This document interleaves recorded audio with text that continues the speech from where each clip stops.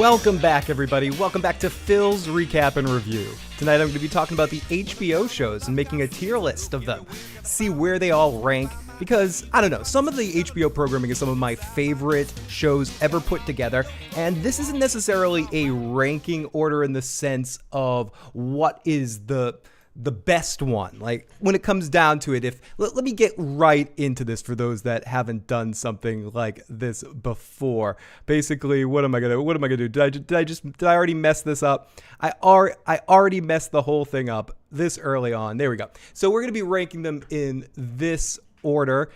So for instance, let's say we wanted to put, there'll be many shows in each tier. I'll do a separate video at a separate time where I actually rank what I think is the best television shows of all time. And I guess a spoiler alert, a lot of HBO shows will be on that list. But for tonight, we're just going to be focusing on HBO shows. And that means any of their shows.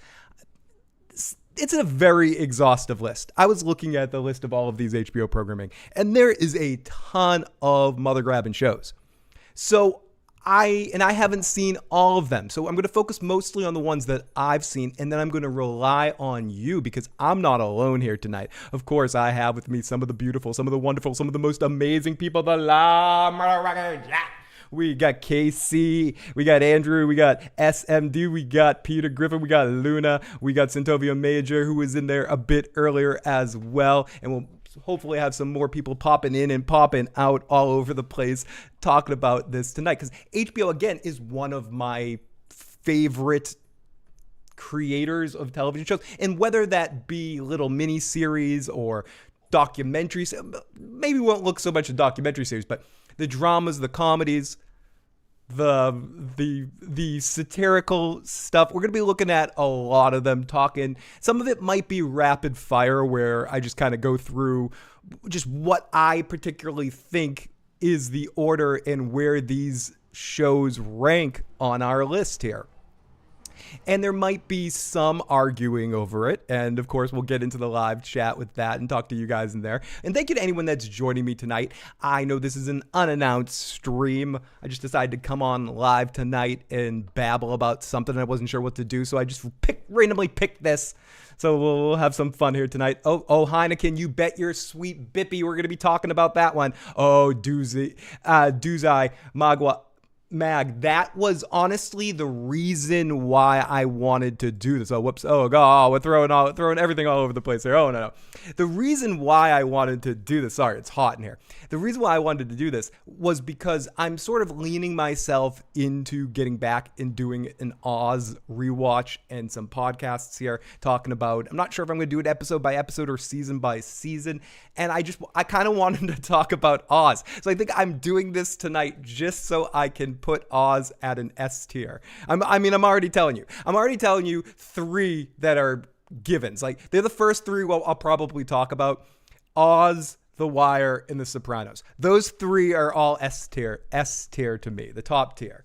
And I mean, we can get into this. Some people can get in the chat and tell me why that isn't the case, and we'll talk about that. And that's an interesting one as we look at some of these series.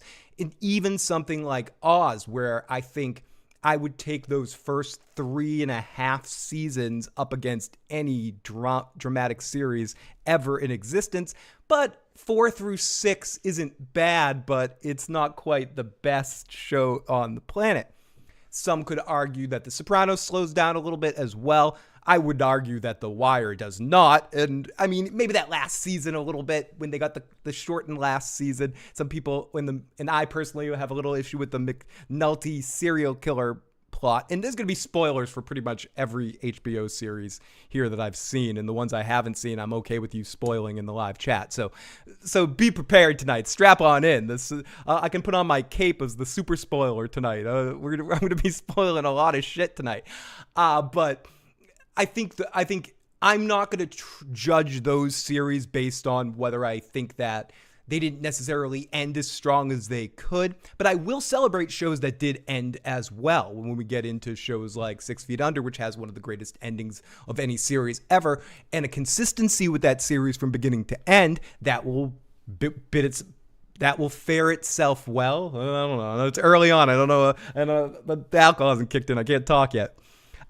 But so we'll see where certain things, and it's going to be interesting to go to some of the comedies and some of the stuff that we're going to talk about tonight. This might end up being a two-part stream. I don't know, because there's a lot here. There's a lot to talk about, a lot to break down here, and I appreciate anyone who is joining me tonight. And if you can, please share this out. Hit that like button. If you're watching this later, make sure you hit that like button. Share your thoughts in the comment section below about your list on your tier rankings for these HBO series and where I got stuff wrong as I get into this tonight. So let me open this up to the chat before we get ourselves started.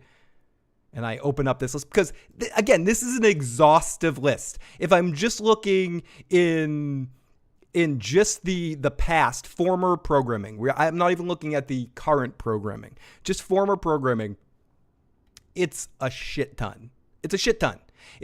And some of this stuff, like I said, I must admit, and I know that that's a scientific amount. I'm not specifying the exact amount, but a shit ton is a scientifically measured fact that you can look at on a graph. I promise. I don't make shit up on these streams. I'm 100% honest, always on these streams. Okay, let's get in the live chat. And everyone, keep the discussion coming. Keep it pushing in the live chat, and keep talking up there, and share what your picks are, what some of your favorite HBO series. I'm going to lean on anyone that's watching this stream live tonight to help me with some of these series. Maybe I haven't seen or I don't remember quite as well.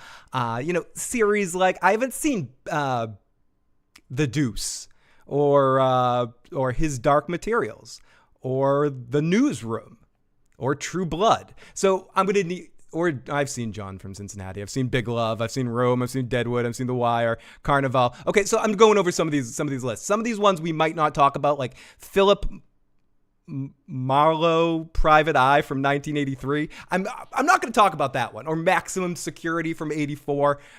We're gonna start with this third one on this list here in a second. But let's get into the live chat. So S tier is A and A is B. Yes, that is correct. Yes, you are correct, sir. Peter Griffin. I am adopted. Will you give 110%? No, we will not give 110%. That is scientifically impossible. We can only give 100%. Oh my God. But then when we get into something like Game of Thrones, that's going to be an interesting discussion. And I have to lean on you guys in the chat. I almost want to rank Game of Thrones 2 different times, but I can't do that, can I? I mean, I'm making my own rules. Can you do that? I don't think you could do that, Phil. Listen, other Phil, shut the living... I mean, I could if I wanted to, possibly, but Game of Thrones is a tough one because... Again, I'm jumping the gun. I'm getting ahead of myself, as I tend to do. But it's a hard one because it's very hard. It's a difficult one because the beginning half of the show, I would say the first 4 seasons are so really amazing, and then seasons 5 through the finish have their issues. Have their issues that are worth unpacking here, I guess, and deciding where that show ranks on our particular list. You haven't finished The Sopranos rewatch first. It's going to be a different sort of thing. I'm going to do it by myself, and we're going to continue with The Sopranos rewatch. Our next one will be on the 7th. I think our next one will be, and we're going to be finishing off season 4 this year. We're going to do it. Great to see Jackie C in the live chat. I'll do an Oz rewatch. It's been decades. I'm going to start doing that pretty soon. Like I said, I'm not sure. Maybe I'll go episode by episode. I don't know. I have to think about it. It might be a good winter assignment. At least I might at least do the first season every episode and then see how I feel after the first season. I believe it's only 13 episodes. I could be wrong though. Here we go. Cheers. Cheers is a good series. No, some series went on too long, while others just didn't Yeah, exactly, Luna. What about the ends that made you regret starting the show? Yeah, exactly. There's sometimes when you get to the end of a show, you regret starting it in the beginning, Jay. Captain Lazarize, great name. What a rough day. This stream is a nice surprise. I'm glad to add even a fraction of entertainment to your day because I'm going through the roller coaster as well. So you guys are helping me. I'm to the point now where I need your help to help me have a freaking good time here tonight. So I really do appreciate that, Captain. So we can use each other tonight, baby, and we're gonna have a good time doing it. Toast to you, my friends. Cries from Syria is a great documentary. HBO has so many great documentaries. That's why I feel like I almost have to do a podcast, a show, a stream, all of those things all at once, I guess, is what I do. That's basically what I do, I guess. But I have to do one of those simply just on the documentaries and how well they're done, because from pretty much everyone I've watched on HBO is high quality made. Personally, the ones that are popping in my mind right now as I'm immediately thinking, because it shows who I am as a person, I think perfectly describes this. The first two that popped in my mind were the Elvis one and the Andre the Giant one. Both excellent documentaries. Fraggle Rock. We're going to definitely talk about Fraggle Rock as well, KCA. And that is an amazing one. As much as I'm not even sure when it came down to it when I was a kid what I watched more and what I loved more, because I loved both shows, whether it be The Muppet Show or Fraggle Rock. Both shows really I was addicted to watching, but Fraggle Rock was an interesting one because the world that they created on that had so much extra mystery to it. I mean, the Muppets just made me want to do a show, made me want to be an entertainer of some sort because it seemed like fun that they were having. The Fraggle Rock world at times seemed scary and seemed very, very multifaceted with the 3 different size creatures there, plus the human world. And anytime they go into that world with the little giant creatures, it would be an extra treat. Excuse me. Okay. The funniest thing I've ever watched, Eastbound and Down. Eastbound and Down is a great show. I'm also very excited to mention tonight, and again, some things might be mentioned at light speed tonight, but I love Eastbound and Down. Great show. Danny McBride's amazing on it. I like Vice Principals even better because of Walter Goggins. I think he is just so awesome, and the two of them working together on that show. And I think both those shows are really awesome. But I think this is where my bias comes in the sense of which one I find funnier. And I just find Vice Principals a little bit funnier, but both shows are freaking hilarious. It reminds me of like the My Name is Earl Raising Hope thing. Both shows are excellent. I like Raising Hope a little bit better, but both shows are written excellently and performed and have amazing casts. It's just the Cloris Leachman, Garen Dillon-Hunt, and Martha Plimpton. Is that her name? Plimpton, whatever her name. For the girl from the Goonies. They make that show for me, and they're some of the funniest combination of characters I've ever seen on TV. And of course, I'm starting out talking about a show that's not even on HBO. There we go. Let's go. True Blood may be the best one out of all the shows I've seen.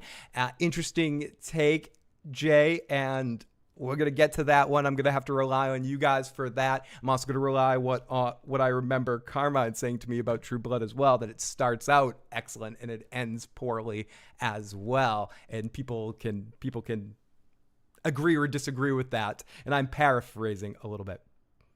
Phil, can you explain the letter meaning of the tier ranking so I can get my rankings right? Okay, so let me go to this for a second down here. And I must admit to, excuse me while I cough.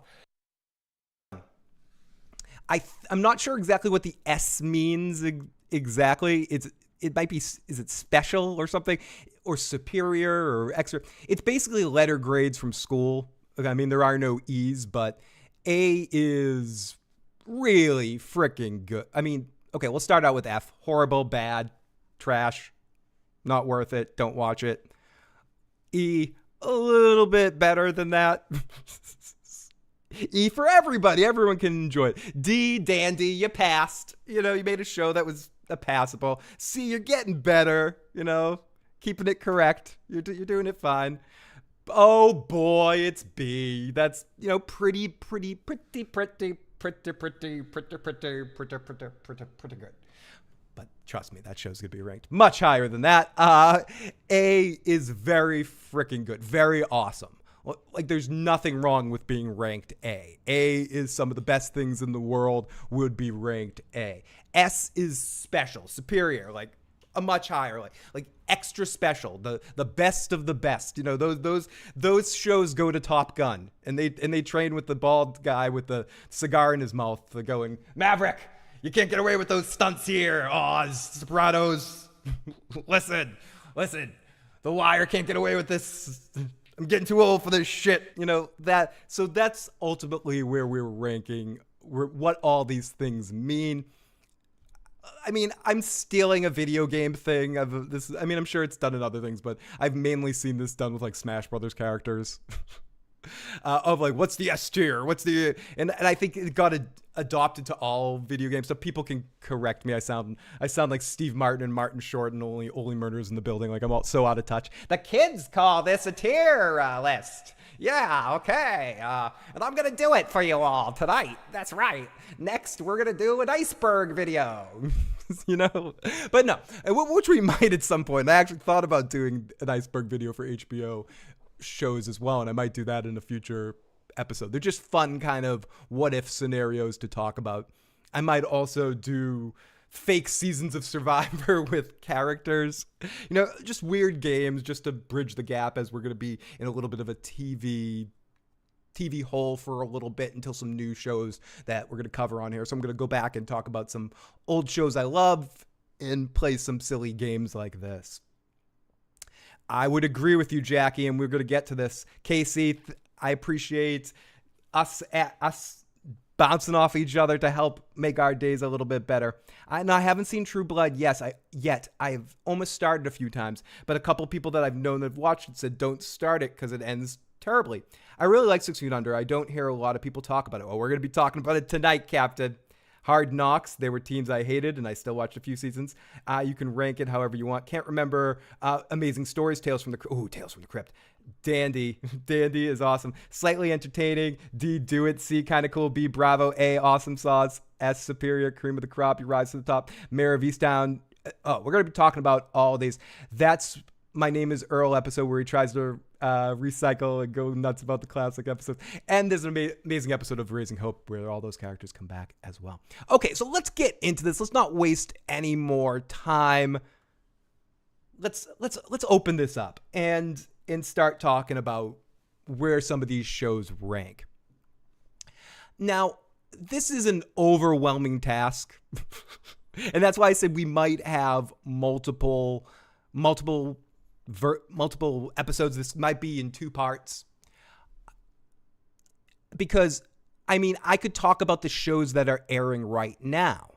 Right now, the current programming on HBO. I'm going to go through some of the lists right now I'm going to go back and start with the older shows is my point. But right now, I don't know if we can rank Euphoria at this point, or the Glided Age, or Winning Time, Rise of the Lakers Dynasty, or House of the Dragon, or The Last of Us, or The Idol, I want to talk about Curb Your Enthusiasm, though. Oh, okay. I'm going to have to. So what I'll say is some of this stuff might be outdated at some point in time. So I guess I should start,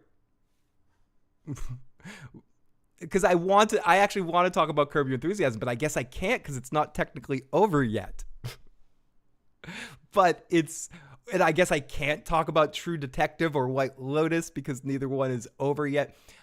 We'll start with some of our older shows, and depending on our time thing, maybe we'll get to some of the shows that are on the air right now, or maybe we'll do those shows in a part 2. And maybe I'll break my rules a couple times to add some shows here and there because I feel like I have to. And let's get into talking about some comedies first. Because there's a lot of comedies that have been on HBO, and Yes, exactly. I'll call out the show that we're going to talk about and we will discuss it. Some of them, like I said, I might, and especially some of these shows right now that I'm going to be talking about in these comedies, I might just be quick drawing, McGrawing here, in the sense like a show Dream On from 1990. Raise your hand of the handful of people that we have in the chat. How many of you remember the show Dream On? I remember it clearly, like a lot.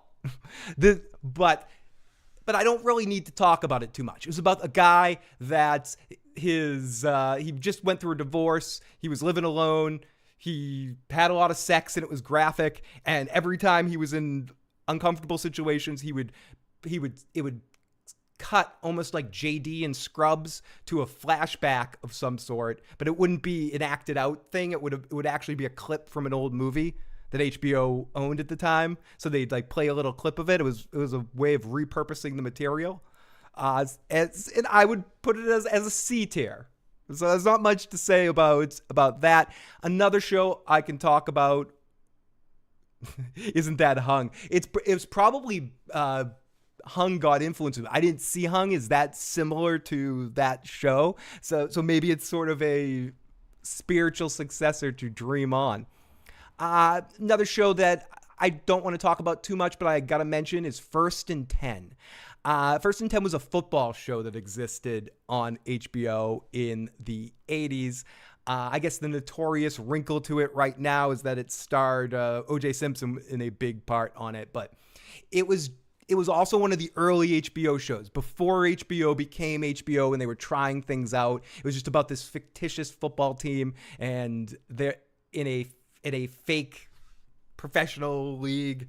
It had characters like Mad Dog and Dr. Death and had a different quarterback every season. It was, I liked it. I watched it a lot as a kid.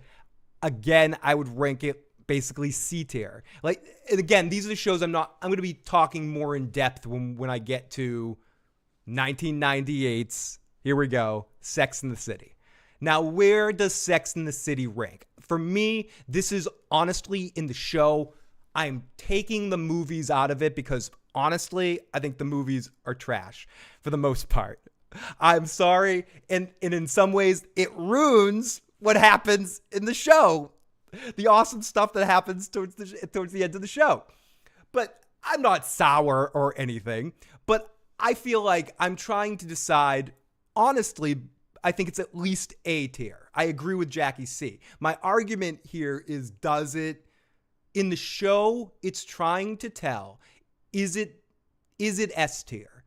Because it did kind of create a whole genre based around it. You could say that many shows were created in the dynamic of the four characters was copied over and over again. It's a hard one. I mean, but the quality of the show itself was consistent all the way through. I think the dynamic and the chemistry between the four main principals just kept getting better throughout the series, even though maybe Sarah Jessica Parker and Kim Cattrall didn't really like each other, but that's beside the point. And you see how much they miss her on the sequel series, Kim Cattrall, and just the chemistry that the four of those actors had together was lightning in the bottle. And it's hard to... It's hard. I don't want to start right out and just throwing those S tiers out there, but it's hard to quantify how much this show became as ingrained in the lexicon of society in the 90s as Seinfeld did. You get a lot of like, oh, that happened on Seinfeld. That happened on Seinfeld. Or it happened on Sex and the City. And I know Sex and the City was more the early 2000s, late 90s, early 2000s, but it came out in 98 in last broadcast in 2004. But either way, it became so much a part of it, and I think they had a good overall cast, sharp writing all the way through. I'm gonna rank it A tier. Personally, I think I'm gonna put it right here on my A tier, Sex City. But I think there is an argument for it to possibly be put in the S tier. And let's get to the chat. Maybe I'll move it. Dun, dun, dun, dun, dun, dun, dun, dun. Wait, is Emily here?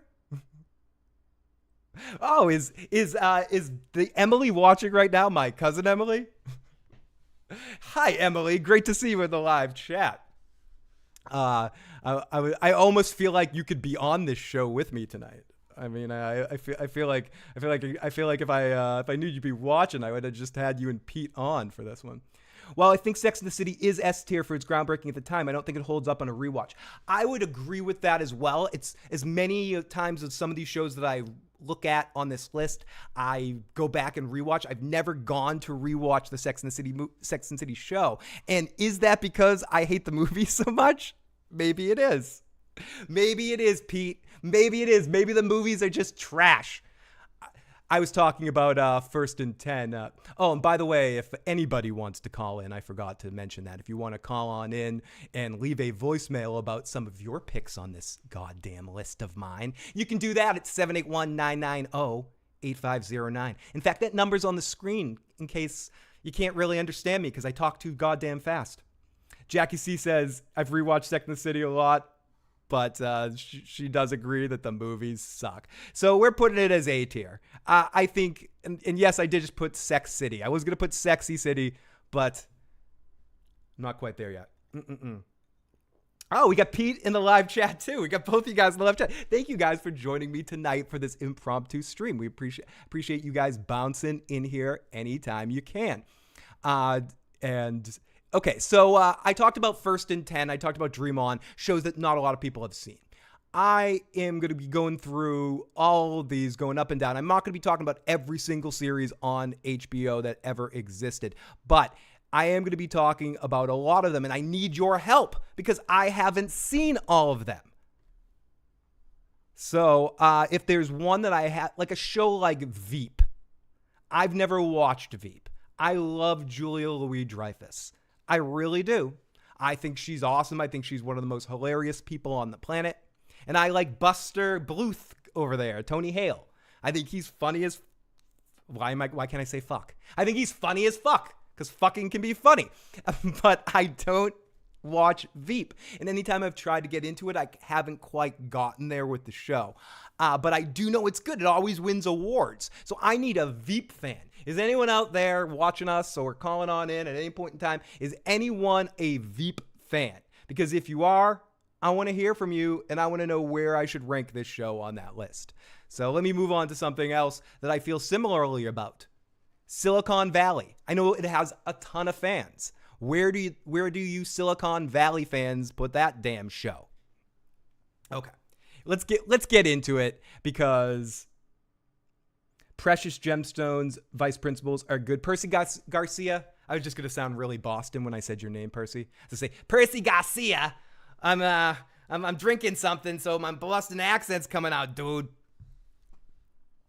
Never watched me either, so we'll skip over those for now unless people have opinions on those. So let's continue on into some of these comedies, and I might bounce over to some dramas too because some of these ones I haven't seen. But let's talk about Entourage here for a second, just because it kind of goes hand in hand with Sex and the City a little bit. I think in every single way possible, Entourage is a C or D tier show.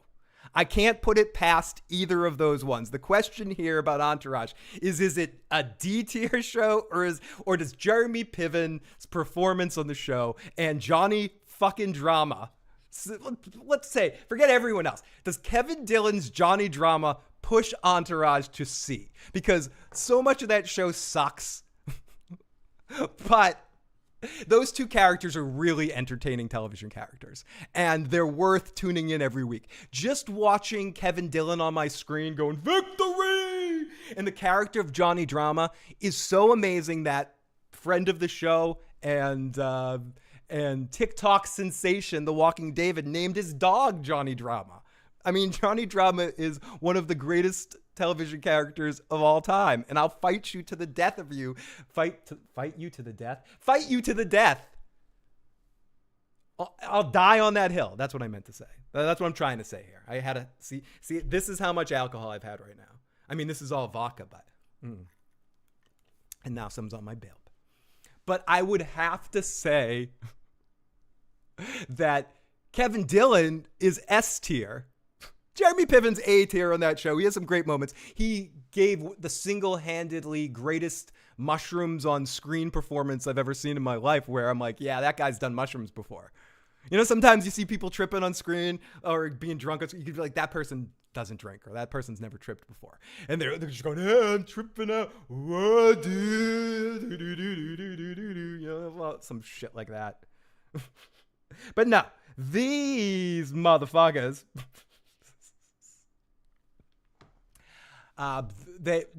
Jeremy Piven knows how to trip, but I don't know, C or D to people. Well, Pete says Entourage is A tier. Johnny Drama is an all-time an American hero, great HBO character. I would, again, Pete, I would not argue with you that Johnny Drama is an S tier character, and I would say Jeremy Piven is goddamn up there on that list as well. But the show itself, maybe okay. With your push there, I'm putting it at C right now. But for Pete, it is an A tier show. I think for some people it would be. I've watched it several times. Vinny Chase is one of the worst. Is he trying to be a bad actor? Is the fact that he's an actor playing an actor make him try to be a worse actor? I can't put it in words. Oh, we got Jay and Pete, who are both fighting tooth to nail for this one. They're like, no, A tier. Do I have to bounce this up to B tier for you guys here? It was event television for me for a couple seasons. I mean, it did predict the future in two ways. I might have to bump it up to B tier for predicting the future of an Aquaman movie with a dude with like dark hair and stuff instead of like the red hair typical Aquaman that we saw in the comics and stuff. And it also, like, we got with Narcos, where we got the Pablo Escobar story. Who makes a better Pablo Escobar? The dude that played him on Narcos, or Vinny fucking Chase? For TV shows in A tier, in the vacuum of HBO shows, C tier. Yeah, for TV show, excellent goddamn point, Cade Switch. I'm going to read that not like an asshole the way I just read it. I'm going to read it so people can understand what Cade meant there. But Cade, for TV shows in general, Entourage would be an A tier show. But in the vacuum of HBO shows, C tier. I will go with you on that one, my friend, because I think that's a good way of putting it. And again, some of these shows are not official rankings. You know, like I'm going to say, for me, Larry Sanders Show is an S tier show. It's S tier by far and away. But a lot of people will be like, I haven't seen the Larry Sanders Show. What are you talking about, Phil? But so I'm going to put Entourage as C tier for me. We can have several of you guys being...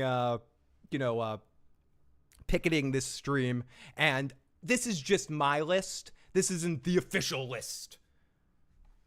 But let's ask the question. Let's start a poll. Let's start a poll. Entourage, A, B, C, D. There we go. I will let the crowd decide this one. We got Wolf Spear in the live chat. Larry Sanders was boring. That's why I'm not going to spend a lot of time talking about that, because it's not a show for everyone. How do I rank shows like The Kids in the Hall and Mr. Show with Bob and Dave?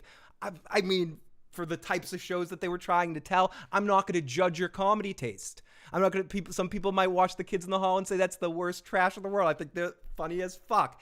Mr. Show to me is unbelievably amazing. Bob Odenkirk is the most hilarious person, not the most hilarious, but on the top of the list of the most talented humans on this earth.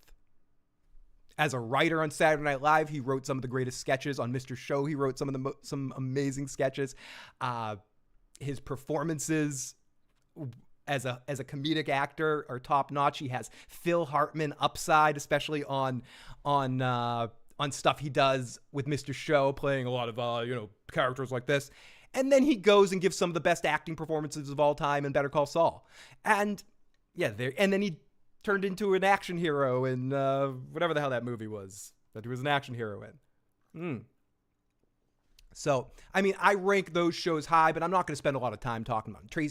Tracy Ullman fans are going to want to put Tracy Ullman shows. Encyclopedia Brown fans, ENCYCLOPEDIA. I'm the worst speller in the world, and one point in time in my life, I had to work so goddamn hard in my goddamn elementary school to learn how to spell freaking encyclopedia, and now it's not even a word that anyone gives a living crap about. So I'm excited to say the word Encyclopedia Brown. Oh my God. Yeah, Mr. Show is easily S tier for me. I agree. Larry Sanders is one. Fernandez T, I am with you as well. SM, since Krausen always makes the smart choice. Hey now. Yeah. A lot of people don't realize the hey now that obviously got notorious fame in a different place with a different long-haired radio jock originated from Larry Sanders. Hey now. I never watched Entourage, but it was definitely well loved in its first few seasons. It was event television. It was event television for me too, Pete. And that's the thing about a lot of these HBO shows that I'm going to talk about here tonight. The ones that I'm talking a little bit more in depth. They really were event television that you would not miss. Some of these shows, again, I'm speaking about in brief things. Kids in the Hall, for me, I would do A tier. They're not the funniest thing in the world for me, but I think the show was hugely successful in what they did. Babysitter's Club, didn't watch it. The Larry Sanders Show, S tier. Mr. Show, S tier.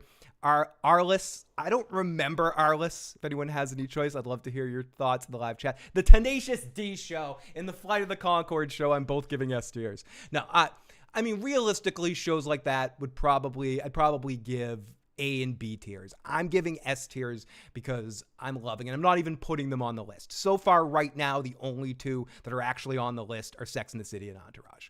Everything else I'm sort of wasting time and babbling about until I get to some more important ones that I've talked about.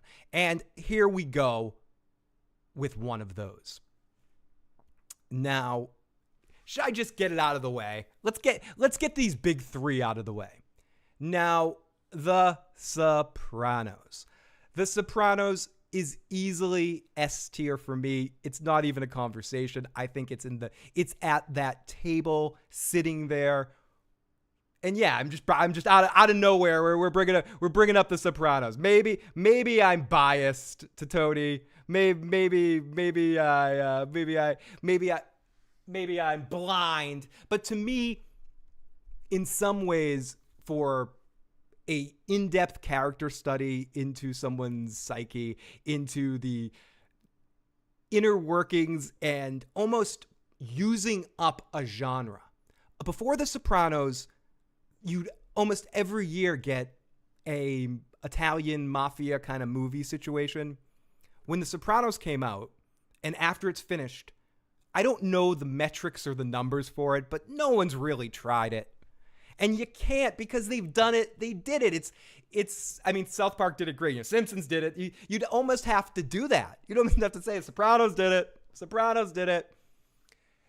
It takes the credit that Oz deserves sometimes, but it also brought a sense of intensity and anything can happen to the screen, of where characters could disappear at any time. I remember that was a big thing that pushed the show, where morning talk shows would speculate about which characters were going to go next and this was the first time I heard recaps of television shows on radio shows the next morning. It really sort of awoken a type of television.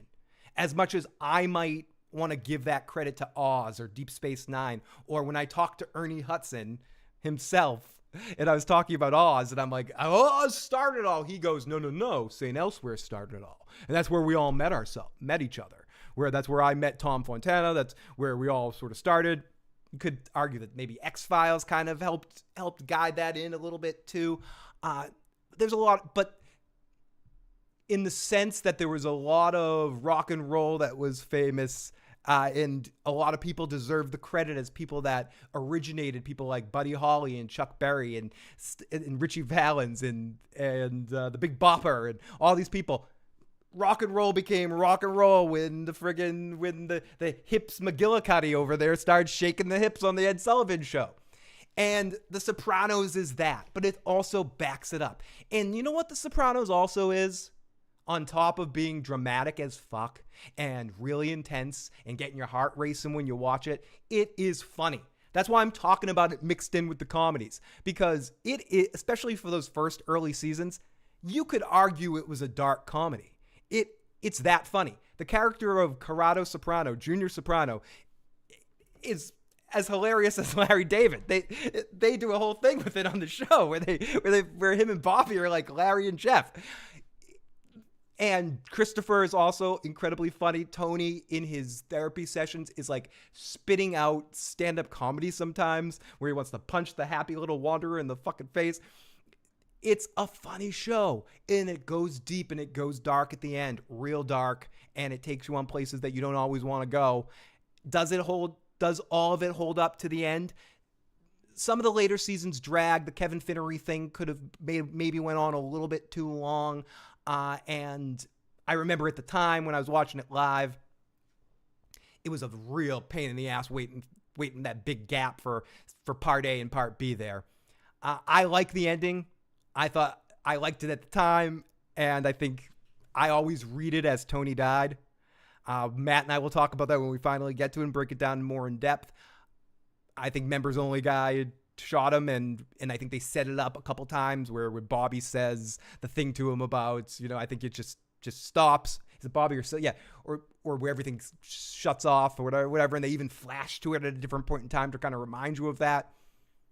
But I do think 6A is a little weak, and dragged a little bit. The Kevin Finnery thing could have been one really good episode, maybe stretching into another one. It went a bit too long for my liking. But it still was good and showed you the range of James Gandolfini. I think The Sopranos is unquestionably no even discussion about it. I'm putting it in S tier. I'm sure when I look in the chat, someone's going to say, I don't really like The Sopranos, but for the most part, you don't really hear people saying that they don't like The Sopranos either. It's only when we get into the debate for what the top of the top is, that you can get into, where you get into Wire and Soprano fans button heads a little bit. But even though I think one thing that The Sopranos suffers for as well is it doesn't necessarily have an ongoing storyline from beginning to end other than Tony's mental health, which you could say doesn't really get any better. But each season is its own individual arc.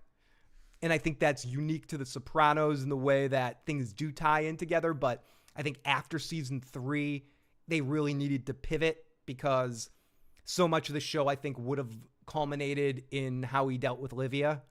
And they probably would have stretched her longer than even they want to admit they would have stretched that storyline. And I think it always would have kind of continued down that road. But great show. Some of the best acting performances of all time.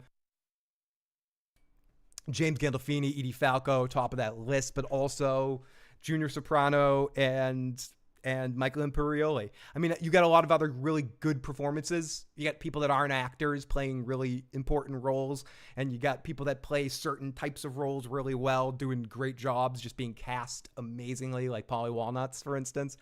But then you got people like Skip and Big Pussy, and then no, I'm kidding. And AJ Soprano. No, I'm kidding, buddy. I'm kidding. But S tier. It's funny, but I don't know if it's as funny the first time or it's something that gets funnier with each rewatch. Pete, and I don't know if it's so funny because of what things like the Sopranos Reddit has done to the world.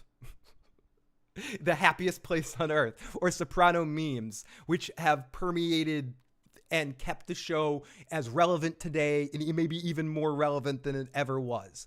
As relevant as any HBO series, and more so than The Wire or Oz. It's two sister shows. Or a show like 6 Feet Under that we're going to talk about in a second here. It's really ingrained itself in the mainstream culture in a way that not many other shows have. So, of course, it's an S tier show. Let's get some of your comments in the chat. Oh yeah, I remember watching that show when I was a kid. Sopranos, of course, it ages well, says Luna.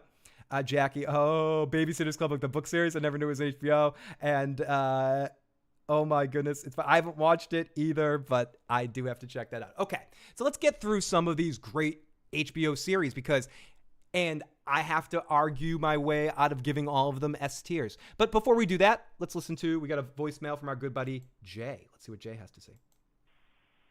Couple of things.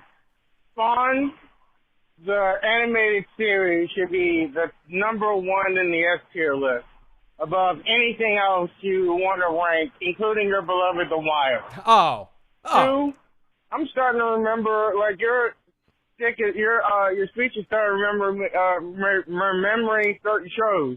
I'm starting to believe that HBO probably has more comedies in A and S tier than like, well, than like a lot of people would expect. Because I think that our list was A or S tier. Curb Your Enthusiasm, A or S tier, yes. And even though you've never seen that show, Veep is actually one of the, Veep was really entertaining to me. I didn't watch every single episode, but like I would put that in like A tier or S tier, something like that. Yeah. So there are a lot HBO does comedy really well. Yeah, I would. Spawn is number one. Better. Spawn is a great show and something that's under. We got a super chat donation. Holy shit. Thank you so much. I haven't seen Righteous Gemstones, but I hear a lot of really good things about it. I'm going to spin the wheel for you in a second. And thank you so much, Eric. I really do. I've been on break for a while. I was over on my my partner in crime, Tony Teflon's channel, doing the show From, and I wasn't bouncing over here as much. And then I was going through some weird life balance stuff. So I was working a lot this summer and in shouting and using my voice. So it was tough to come out here and babble, but I'm back now and I'll be streaming at least every week moving forward, hopefully multiple times a week. I don't have much going on, so I'll be streaming as much as possible now. That's why I'm trying to come up with weird things like this to do. Let me go spin the wheel for you, Zip. Hey, thank you, Chance. Let me go spin this wheel. Stay, puppy. Here we go. Spin it. Spin it. Spin it. Spin it. Oh, I didn't play my Press Your Luck music. Wait, is it too late? Did it already stop? It did, but I'm still going to play it. Oh, no, play it. Don't do that. Don't open it up. Oh, yeah. It's anticlimactic now, dude. You missed your cue. It landed on Phil Drink. Of course it did. Of course it landed on me drink. Of course it did. But yes, Eric, I'll be streaming a lot more in the coming weeks and months. So thank you for tuning in.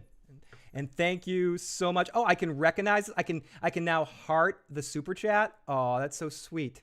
That is so sweet.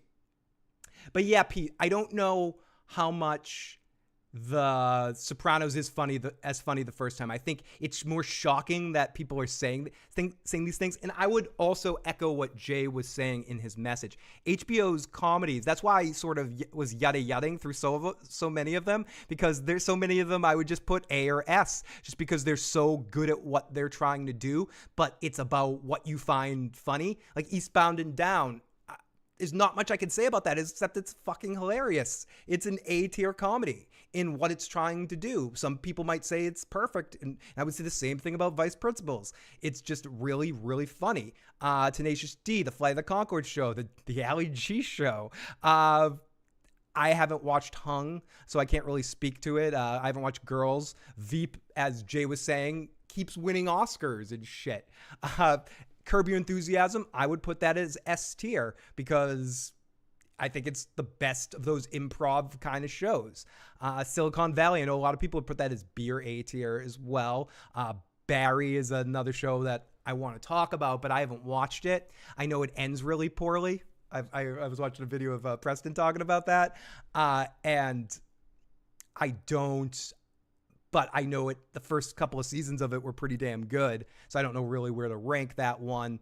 So I guess I'm more focusing on a lot of these dramas because they're easier to quantify, because so many of the comedies on HBO does do comedy well. And I was going to add to that the biggest HBO dramas, all of these dramas, I can't think of one that isn't. They're all kind of funny at times, especially Oz and The Sopranos and The Wire. Those three shows are hilarious.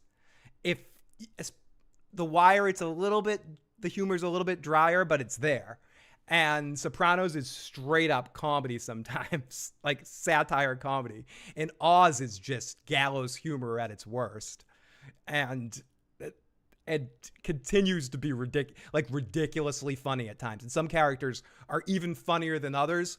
And I would argue, well, I'll get to Oz in a second, but Sopranos S tier. Let me get right to it. Let me get right to the motherfucker. Let's talk about Oz. Bum bum bum bum bum bum bum bum. Oz. Another S tier show from me. I know some people might think I'm ranking it too high, but I would put it as S+ if I could. I really love Oz, and I cannot begin to say, and I don't know why, and it may say a lot about how much of a sick, twisted fuck I secretly am inside. I've probably rewatched Oz more than any show ever. And I don't know why. It's a show I'll put on before bed to fall asleep to feel comfortable before I go to bed.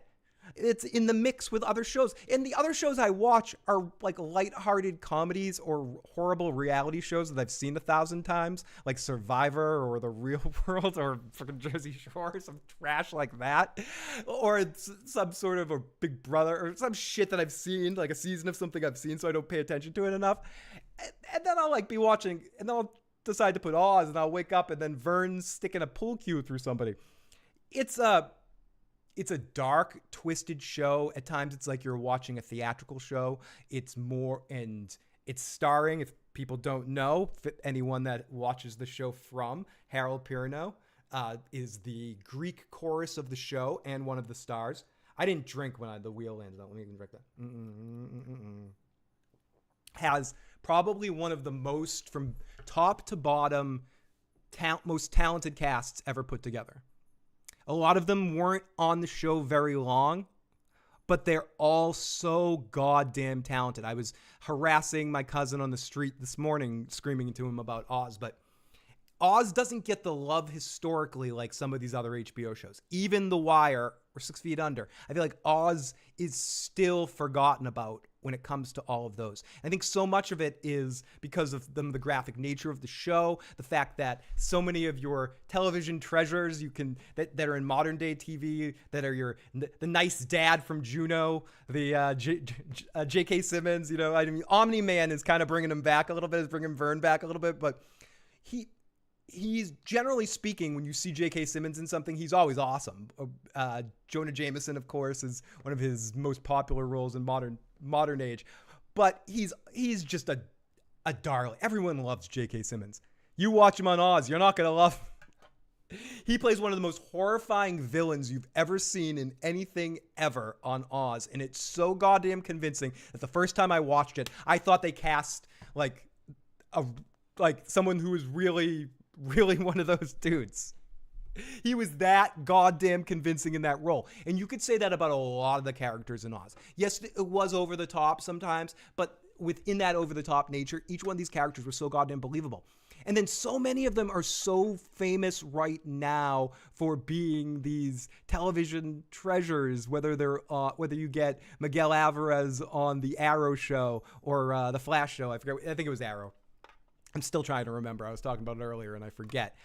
Or you get B.D. Wong on Gotham or on those Law & Order shows, or all of them on the Law & Order shows, or you remember Lee Tergesen from the Wayne's World movie or something, whatever else he is in.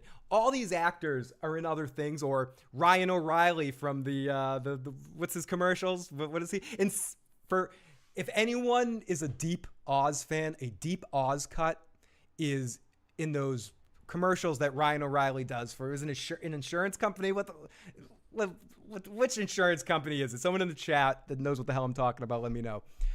There's a commercial where it's like, yes, and you get coverage when you beat up your brother or something. And they show him with his actual brother who was Cyril on the show. And he's beating him up. I'm like, oh, it's the O'Reilly brothers are rekindled. There's a love I have for Oz that I cannot verbalize enough. And did I do this podcast tonight just so I can give all of my favorite shows S tiers and talk highly about them? You goddamn right I did. Allstate Insurance. Yep. Is it Progressive? Progressive or Allstate, I'm not sure. Oz is deep in more ways than one. Oz is S tier. Seasons 2 through 4, part 1 is A tier. Oh, so Oz season 1 is S tier. Seasons 2 through 4 is A tier. Seasons 4 through 2 is F tier. And rounded out to a B tier. I hear you, Pete. I hear you.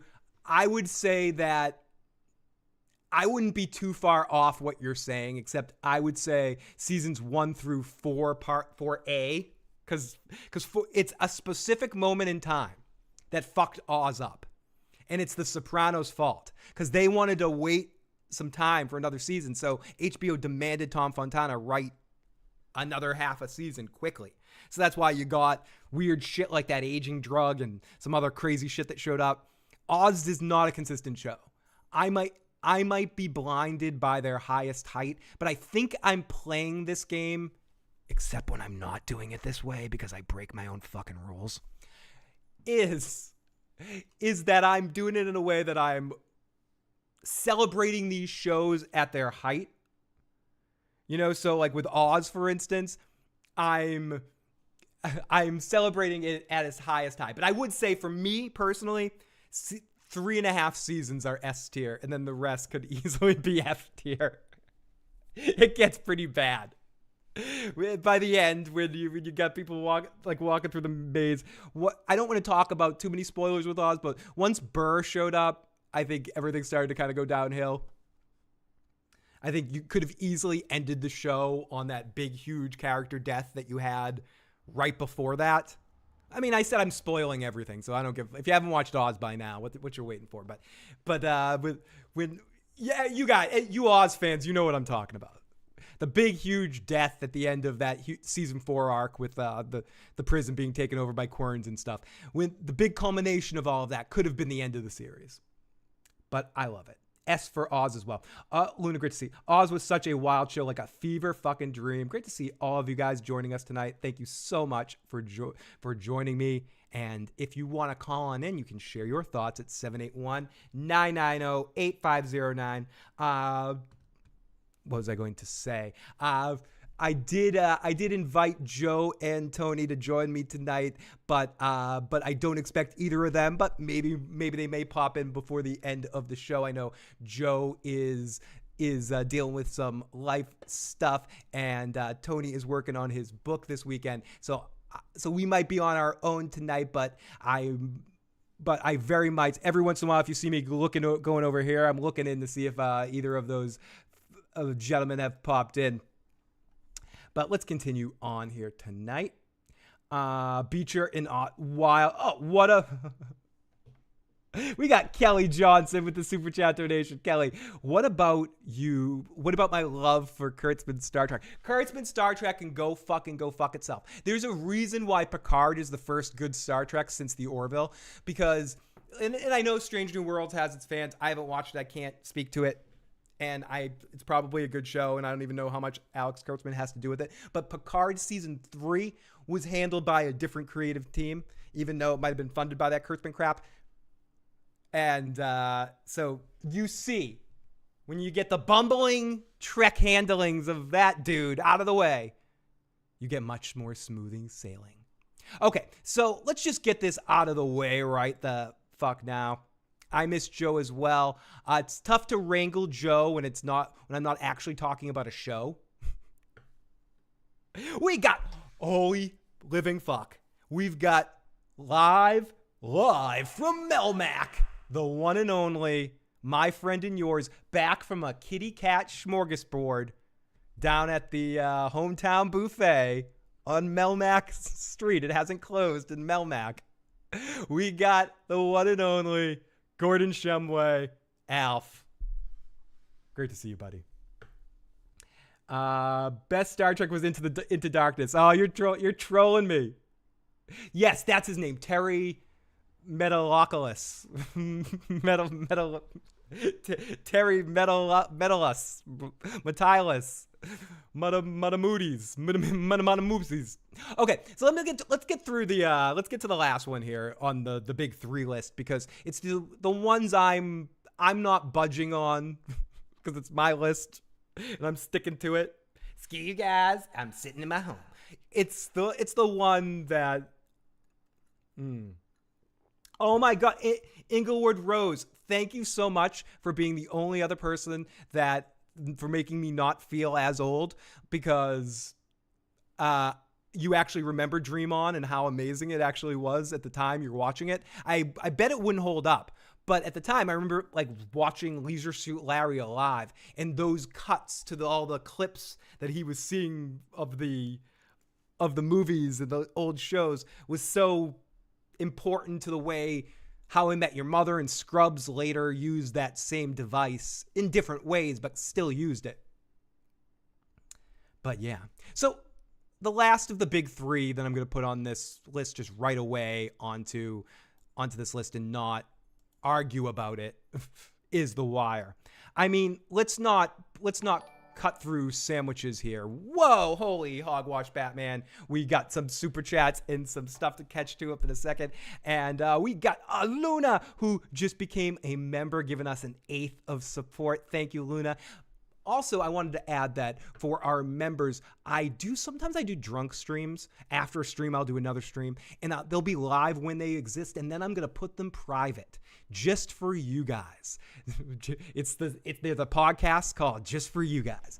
And that's just so if you're not able to join it live, you can still check out the silliness of stuff I don't want anyone else to see. But since you're a channel member and you support the channel, I will put it there. I will put you there. I will put those I will put it there. I don't know. I'm getting buzzed. I'll put it there. That's so dirty. I'm talking about Dream On. It's disgusting. Why are you watching me? I'm fucking gross. Oh my God. I'm like totally gross. So let's see. But yeah, next on this list, I'm going to get to super chats in 1 second. The Wire.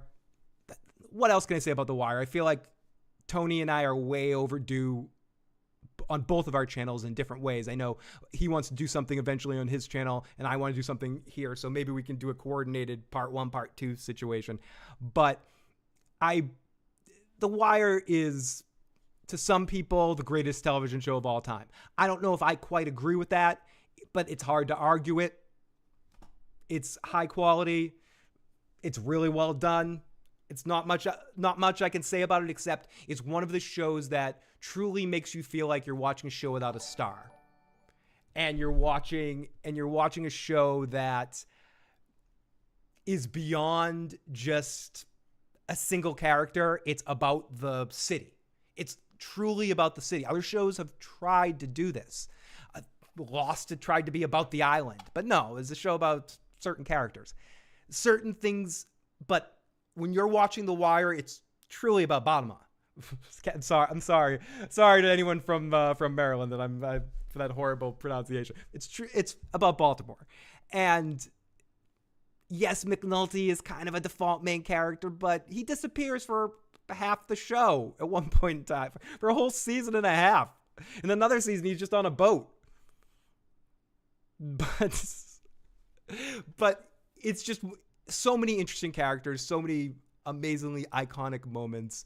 The Wire, I will spend too much time glorifying this show, and it deserves its own thing. Just like I'm going to I already did an Oz breakdown, and I want to do another one, but I already did like a single Oz breakdown. I'm obviously doing Sopranos episode by episode.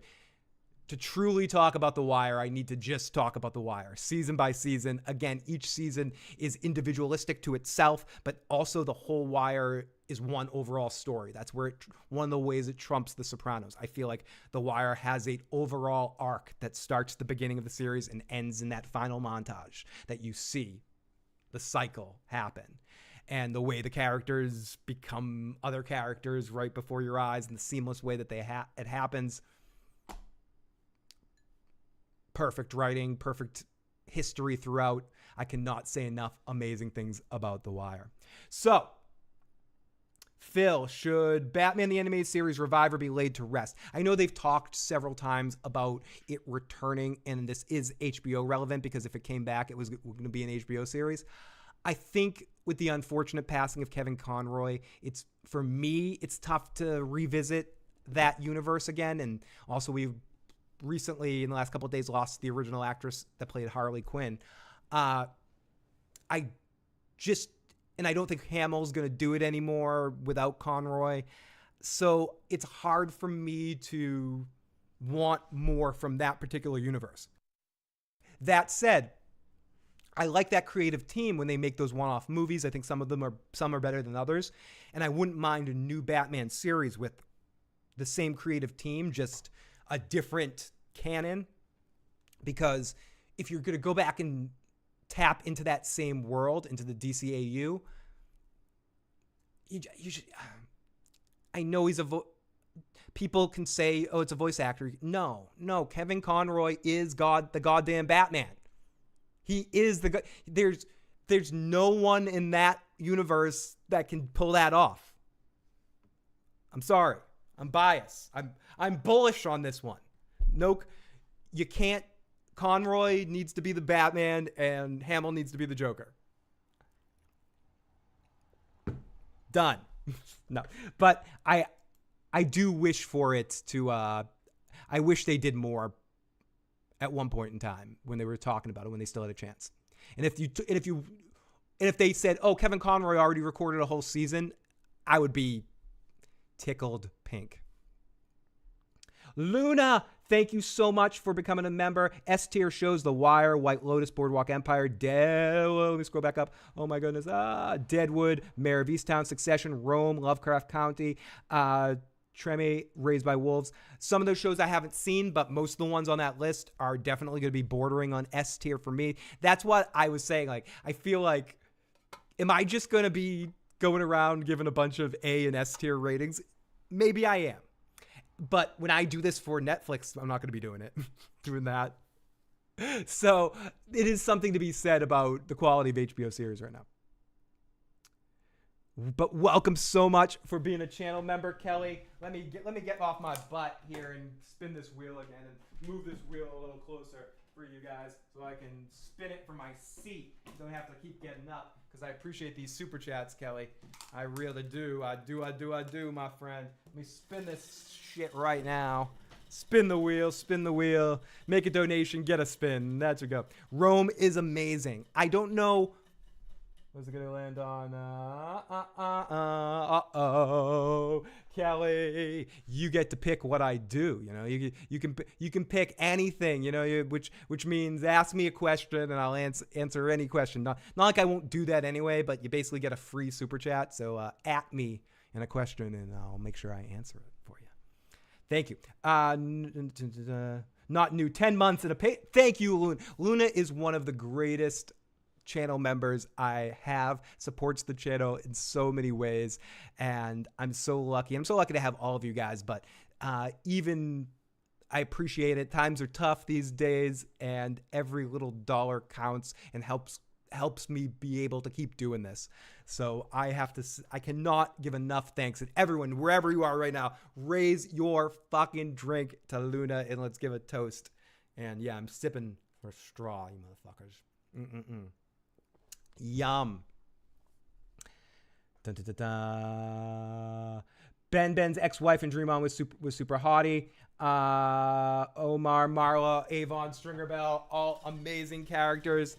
Couldn't get past season 2 of The Wire. I know a lot of people, The Wire is a tough start for them either because it's a slow-moving show that requires, I think, I can't be tired when I watch The Wire. I need to be alert.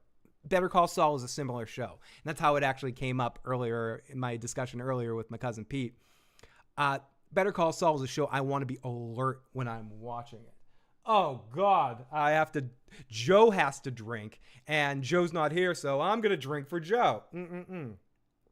Joe, if you're watching this later, drink for Kelly. I watched the first season of The Wire and I couldn't get into it, unfortunately. Michael McKean was on Dream On. Wendy Malick. Yeah, Wendy Malick. That's her name. She was on Frasier. She ends up being Martin's wife on Frasier. And she's in a lot of stuff. And she's hilarious on that show as well. Jackie says The Wire is B for me. Wire is the best show, says Inglewood Rose. Oz sucked after season 3 or so, says Inglewood Rose. That's reiterating what my cousin Pete was saying earlier as well, that he would put what he was saying if I didn't read his comment out loud completely. And I think a lot of people might subscribe to this. Would be Oz season 1 is S tier, seasons 2 through 4 are A tier, and seasons 5 and 6 are F. Go fuck yourselves. Rest in peace to the amazing Kelly Johnson. Luke Skywalker is the best joke. He really is. He really, like, there's not even a contest. It's, to me, when I think of Batman and the Joker, I don't think of any of the live action ones. I picture in my mind Kevin Conroy and Mark Hamill. We got Batsu's in there. Great to see. Almost everything on Netflix is a D tier with a few A and B. Or Jackie C, almost like a grader, I'd give them an incomplete. There's a lot of Netflix series I just have to give incompletes because they weren't allowed to finish. When you get to do some Game of Thrones streams. To be fair, I almost thought about doing a Game of Thrones stream tonight because technically this would have been the weekend Con of Thrones was. So I was kind of in a mood to talk some Game of Thrones. I will say I'm going to be talking about Game of Thrones in a second here. It's not a full-on Game of Thrones stream, but we will be mentioning Game of Thrones, maybe even next. I'm not sure, but yeah. So I'll be doing something soon. I think as soon as we start getting House of the Dragon stuff, which will be a show that's not going to be delayed, so we will get it in 2025. No, we will get it sooner than some other shows that are coming back with the strike and everything, but. Something soon. I can't. I'll talk to Joe and Tony off air separately and see if we can figure some sort of Game of Thrones thing over here at some point coming up soon. Maybe a rewatch of the pilot or something fun. Something fun. Are all of my cousins here? Not all of them, because I have a lot of damn cousins, and they're probably in and out. They'll pop in and out. But no. I mean, all of them have popped in at different times. I think all of them have, except for maybe Alan. But he's been on the show. So, but I believe David's been in the chat. Gotti's been on the show many times. He was on the first podcast on this channel. Both Pete and I think Emily's been on the channel years ago. Pete was on one of the Sopranos live watches, and hopefully we can get him on another one at some point. And Emily, I know she was on at a one I did at my house at a family thing, but that was more of a pre-recorded podcast. I don't know if she's been on this particular channel live, but I'm trying. But yeah, I think I had I was on at a cookout at their house on one of the 4th of Julys on my phone or something like that, where we were having a weird conversation, or at some holiday I went live, and I think Emily was there as part of the discussion. But yeah, all of my cousins have been on the stream at one point in time or in the live chat. I think the only one that hasn't been on an actual stream has been David. So, and him and I have talked about remedying that. I just need to think of a movie to talk about with him. Anyways, blah blah blah blah blah. So let's continue. But yes, a lot of my cousins are in the live chat right now. Game of Thrones F tier. We're gonna get into that. It might be an average. Holy shit, everyone, party time. Ah, Tony Pajamas is in the live chat. Tony, I mean that legitimately. Your name makes me want to get up and dance. It really does. It makes me want to put on the recap song and pretend I'm recapping something just so I can jump up and down like an idiot. But maybe I will recap something in a second. I'm just afraid to hit my dog. Lotus, will you go up there so I don't hit you? Go up. Good girl. Go over there, because I'm going to get up and start running around like a fucking moron in 1 second, and and I'm going to end up hurting you, and I'll never forgive myself. But great to see you, Tony Pajamas. Phil, you know how I feel about House of the Dragon, but I love you. I know. But it just means once I start getting into that Westeros kind of feel, or if we get a Winds of Winter announcement, I'll fucking talk about Game of Thrones. The minute we get a Winds of Winter announcement, I'll talk about the damn series. Right now, I'm constipated with my Game of Thrones feelings at the moment. I have writer's block to talk about Game of Thrones. I can't write a single word right now. But Rome's so good both seasons. Loved it. It's hard for me not to want to put Rome as S tier, and I think it belongs there. I think Rome is so important to what Game of Thrones eventually was. It's only 2 seasons, but both seasons are excellently well done. I'm going to also put Rome as A tier. Amazing sets, great costume design, some of the best costume design I've ever seen in my life, and excellent acting, and the primordial ooze of what eventually became the early seasons of Game of Thrones. And Rome is the one example that you get that Netflix feeling about it, the wasted potential of the sense that there should have been more. There's a couple series like that. With the other one that pops into my mind immediately is Lovecraft Country, and I think in Lovecraft only got 1 season. But both those shows are shows that deserved 5 or 6 or 7 seasons or whatever, more than just 1 and 2.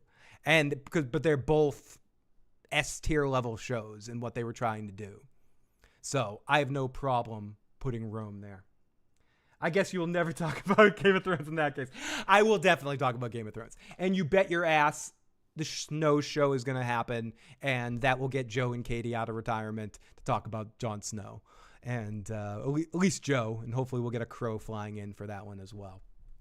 But yeah, I will be talking about Game of Thrones in about 2 or 3 minutes here in a second. But no, should I get to it? Is it time to talk about Game of Thrones? We might as well. So with talking about Rome like that, I'm itching for that Winds of Winter announcement. I think we all are. Auntie Emily said hi, Lotus. Lotus, who's here? No, she doesn't. She opened her eyes for you. I think she heard you. Em. So, just 2 of us tonight. This is your first live stream. Okay, thank you so much. Please, no snow.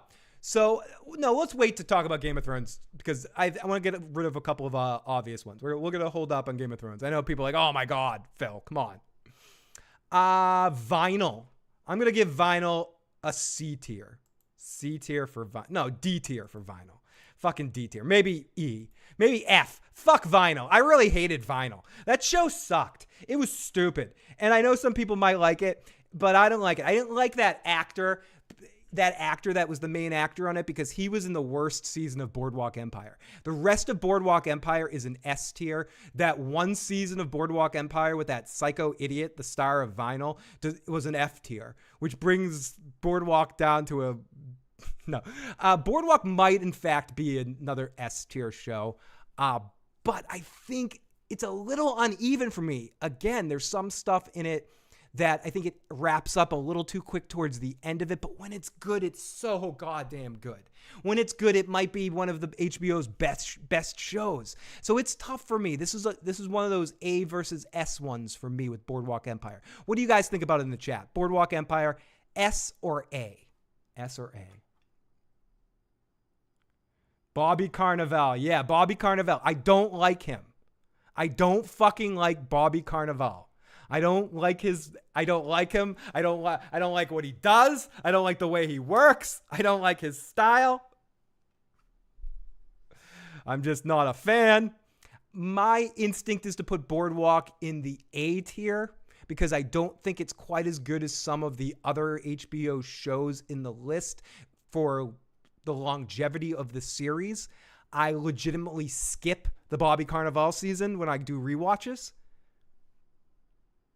But I also think at its best, it's definitely S tier.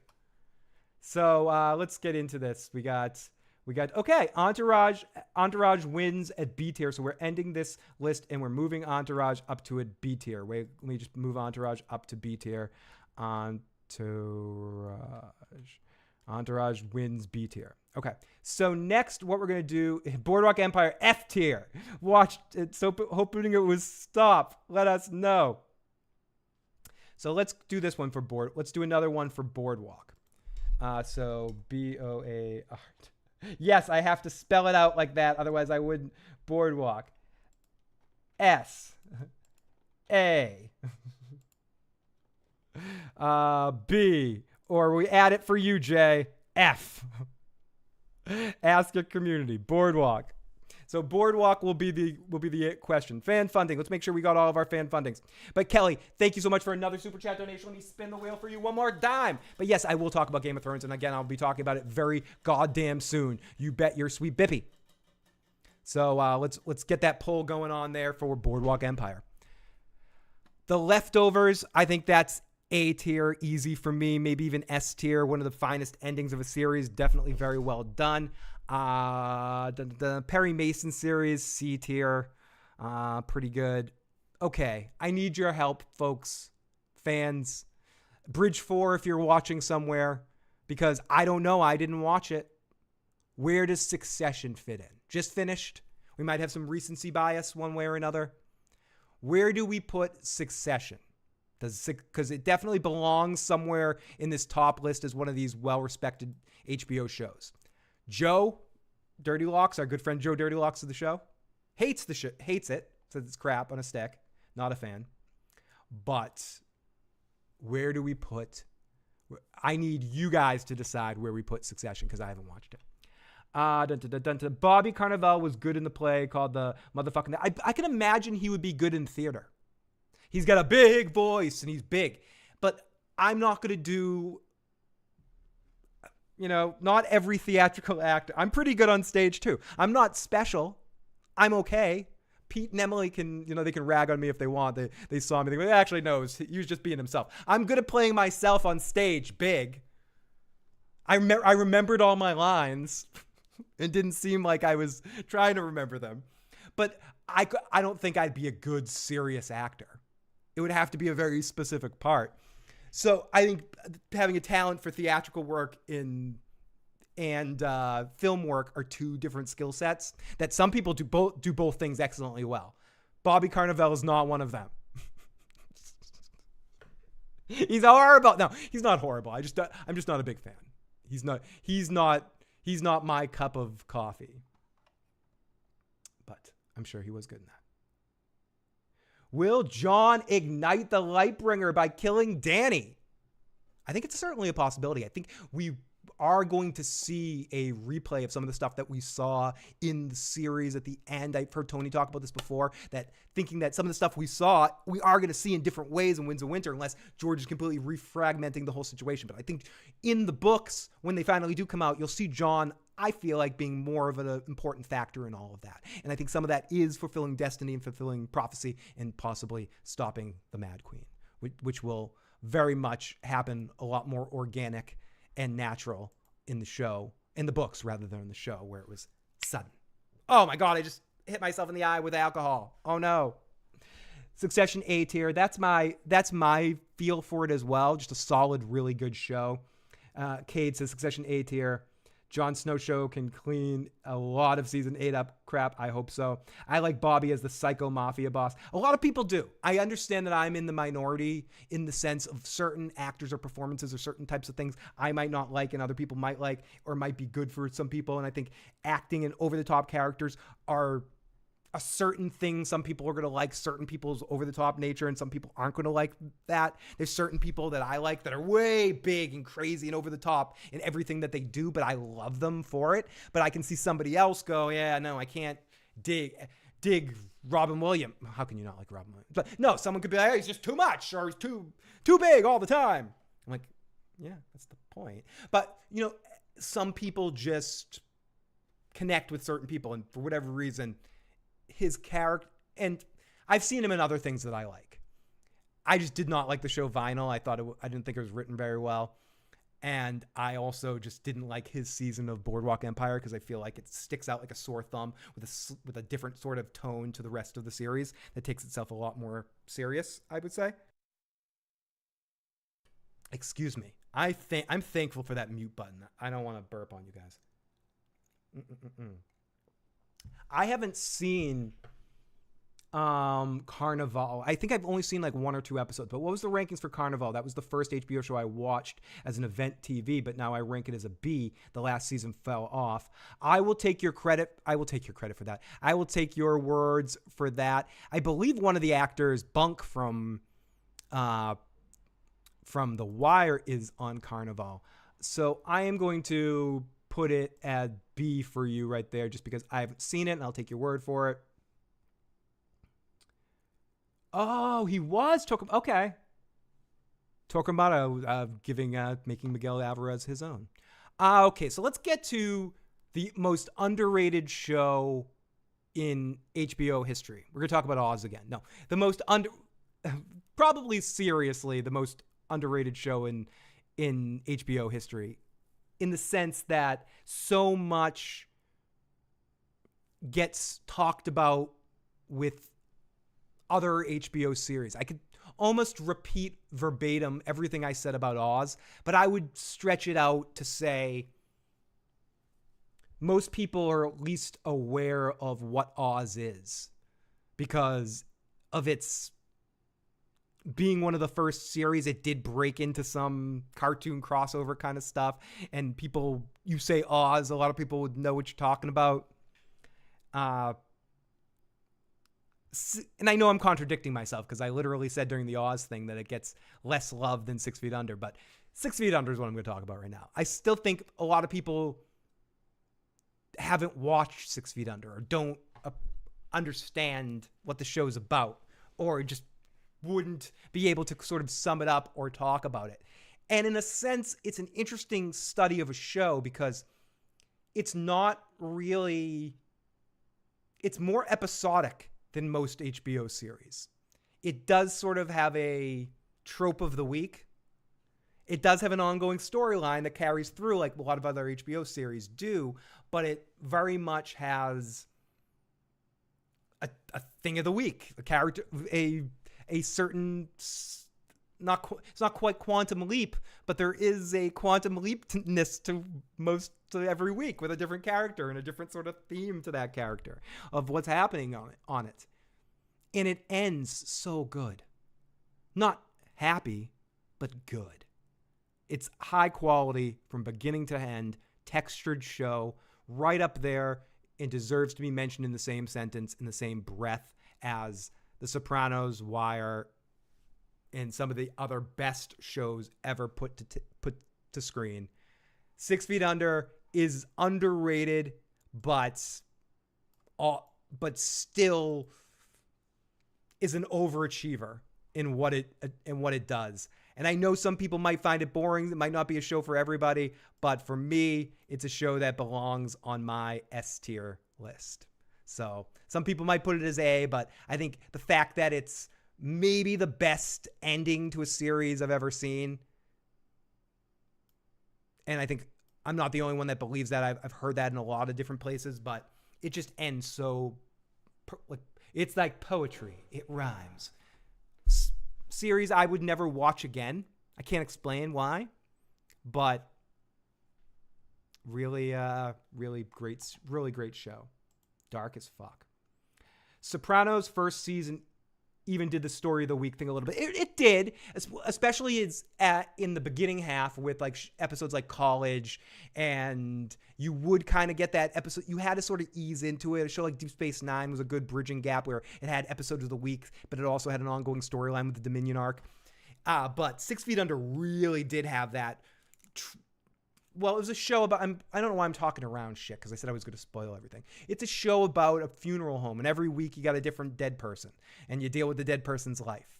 And the main character has an empathetic connection with dead people and can kind of read them in some weird way. And it's fucked up in all the best ways. It's a really twisted, surreal kind of show, but also deeply funny and deeply dark and strong-witted. I love 6 Feet Under so much. I appreciate the final wrapped up everything. No, Captain, that's so true. 6 Feet Under's never a show that you go back and go, I have this question, this lingering thought. It ended exactly in an unfinishable, just an unengulfed, wrapped up questions, everything tightly wrapped package. That's what I was trying to say. But I was also filled with the thought in my head. I was getting a thought bubble right there where two things were squirting out, so I couldn't say anything easily because they were all coming out. Was where I think even Breaking Bad, that has such a conclusive ending, obviously, there were still questions, and that's why they did a movie with Jesse there, because there was still the Jesse stuff. I mean, whether you needed that or not is a different question altogether, but it did exist, and there were still questions after the ending of that, what happened. And there's still questions now that you could ask about the ending of Breaking Bad. Do the gray matter people get Walt Jr. that money? How's Jesse's life in Alaska? Is that where he went? Did you go to Alaska to talk to the Jane ghost? And does Saul Goodman ever get out of jail? Like all those sorts of things that exist, or does, like, you always wonder, you have to ask those questions in all of those series. So yeah, Breaking Bad doesn't end conclusively. No series ends conclusively. Better Call Saul doesn't end conclusively. Don't worry, I won't spoil Better Call Saul. I know some people out there are watching it for the first time. But so it's so many things. 6 Feet Under ends in a conclusive way, in a show that, in a way that not many other series do. We got the Jersey Princess in the live chat right now. What is Game of Thrones pre-season 8? Pre-season 7, Game of Thrones is A tier. We'll get into Game of Thrones in a few moments here. I don't see Jesse Pinkman being very happy in Alaska. I don't see Jesse Pinkman being very happy anywhere he goes, really, right? I don't want to hijack this stream and talk about Better Call Breaking Bad here, but I don't think he has a lot of happiness in his life anywhere. He's got a lot of stuff. Okay, Deadwood. I would say Deadwood's a solid B or A. I know a lot of people really love Deadwood. I'd probably put it in that A rankings. I wouldn't say it's one of the best, but it's very high quality, very funny, and very well done show. I'm not quite putting it in that S tier of HBO series, but I'll put it in that A tier. Yeah, the gray matter. You got to figure those gray matter people. That's what I'm saying. Like, did they just end up? Did that money all end up getting taken back? Does everyone end up in jail in the end? Like Skinny Pete and Badger eventually. Like everyone goes down in a sense. We don't get much information from that other series, but and again, I'm talking around that because I know my cousin Pete's watching it for the first time, so I don't want to spoil anything. So yeah. So 6 Feet Under ends perfectly. Deadwood, great show. The movie was good. Comeback movie was done well. I have nothing bad to say about Deadwood. It wasn't a series that really connected with me, but it's a high quality series that deserves its credit, deserves its flowers, so to speak. So let's continue. We got some another voicemail. Let's see. C stands for crack, and that's what you're on if you think that Entourage is anything below A or S tier. Bye. Yeah, Jay. I love when Jay gives me the business. Oh, we're gonna talk about Westworld. I'm good question. Let's get to it right now. West fucking world. Where do we put this colossal pile of donkey shit? Where do we put Westworld? Westworld season 1 and 2, I would put as A. I would confidently come out here and tell you I would put the first 2 seasons, especially season 1. Season 1, I might even put higher up there. I might even push up against that S, like guide on there, but not really. I mean, it had potential though. I really, sorry for the Dr. Coxing that, but I really liked Westworld at the beginning. I followed it into that crappy 3rd season too. I couldn't even get through the last season of it. Westworld, I have to put it C. And I'm being generous there, not putting it as D. I'm putting Westworld as C. I think it's average. I think it shot past its goal in that first year. It carried through some of that glow into the second season, which was not necessarily perfect. But I definitely loved it. You know, I definitely appreciated it for what it was, but it was kind of shit by the end. It was just shit. It was shit on a stick, and I didn't like it. I'm sad it got canceled too. I would have liked to see where it finished, but I would maybe put that first season at an A. I really would. And if you're watching, my friend, I just got your message. I will definitely try, depending on how exhaustipated I am when this is done. But I thank you for the invite, and hopefully I will be able to bounce over there. And make sure you guys bounce over to check out my good friend and Carmine and Preston doing their stream pretty soon as well. And I might bounce over there after this if I have time. So lots of love to Carmine and Preston, two of the best dudes out there, kicking ass. The best team in the world out there. I love you two motherfuckers. I don't know why I got all Boston there to tell you how much I loved you. I was like, dude, I know you're listening, buddy. Fucking love you. But no, thanks for the invite, and I will try to bounce over there if I have time before, unless I tire myself out over here. Westworld Season 1 was fantastic. I have to say that like Arnold Schwarzenegger. But the following seasons didn't have the same spark. No, and it kind of tried to keep that same energy through, and that's what I'm saying. It was like a push car, like that you get an explosion at first, and it really bursted like through at first, and then it just puttered out. It fucking puttered. It puttered. I don't blame you, and I can't say you should be a fan of Westworld. It's not good. That's why I'm putting it C. It's one of the lowest rankings for one of these big shows. Okay, I didn't watch Pretty Little Lies or The Deuce, so I don't know where to rank those. Lovecraft, I would put as S, even in its first season. True Blood, again, I didn't watch True Blood. I don't know where to put that one necessarily. I know some of you guys watched it. Here we go. What am I saying? Oh, sorry. I'm reading a message sent to me. Sorry. I'm getting distracted by a message. Westworld writers did the same as D&D. They rushed it and they moved on too soon. I would agree with that to a certain extent as well. I also think it's just tough with those mystery box shows, and I don't think they're all made to go multiple seasons. Sometimes it's better to just wrap up a story more organically, and I think you could have kind of ended things after 2 seasons with a couple of tweaks. But yeah, Westworld C, this is a look at our list so far. Oh my goodness. What am I doing over here?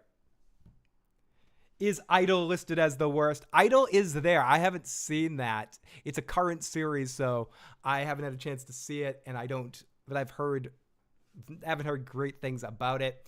We got Big Love, which I will put as A, and I love some of the actors on Big Love, but I think that show is kind of trash on a stick, so I'm putting that one as D. Big Love is D. I just didn't like it. It was big shit to me. The Newsroom. I know The Newsroom is considered very good. The Leftovers is considered very good. All these shows are considered good, but I haven't really watched them, so I don't know where to put them on the list. So let's get to it in a second here. I'm going to refill my drink, and then we're going to get into a little thing I like to call the recap of Game of Thrones. Recap!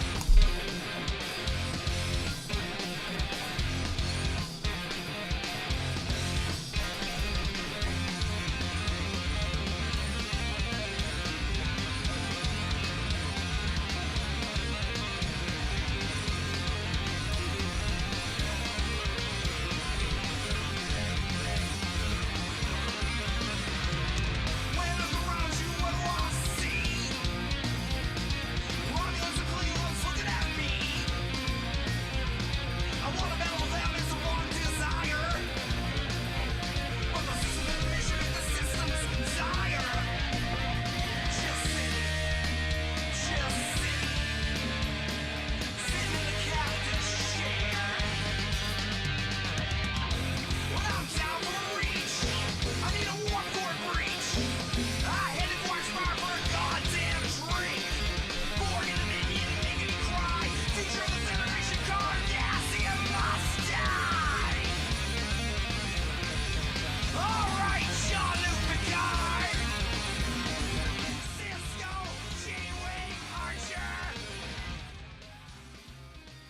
Now we get a couple of other interesting picks in the live chat right now. We got Chernobyl, S tier. I have no arguments out of that. I know so many people have strong opinions on Chernobyl. And it's a very amazing series. And I had no problem ranking it that high in there as well. Give The Leftovers an S tier. I think the way The Leftovers concludes definitely deserves it as well.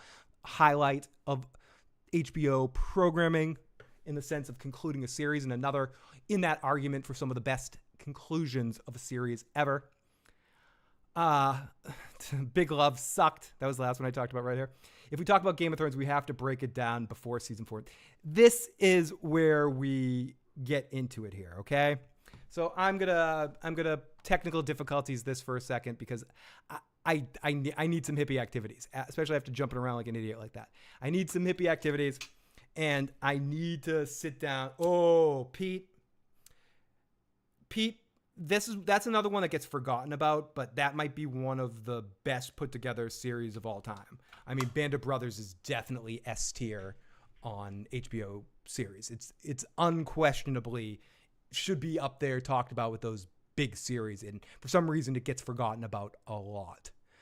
We're gonna get to some of the miniseries in a second, so I do want to talk about Mare of Easttown and some of the other miniseries when I scroll down a little bit. This will probably be the last of the big dramas that I talk about here with Game of Thrones, because Band of Brothers, which is a miniseries, and some of these other ones, The Time Traveler's Wife, The Nevers, Gentleman Jack, Here and Now, The Deuce. I haven't seen them, so I can't really speak too much of The Newsroom or Luck or Treme, like things like that. I just haven't seen as much, but we're going to scroll down and we got miniseries next, and anthology series, and animation, and kids stuff.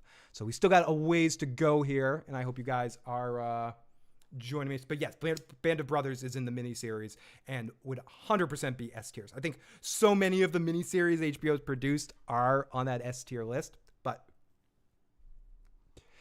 let's get Game of Thrones over with here, because how do we rank Game of Thrones? I think averaging, we'll probably have to average in here, but I know some people out there, not everyone in the live chat is a Game of Thrones fan. And then you have a lot of strong opinioned Game of Thrones fans that are very passionate about which seasons work and which seasons don't.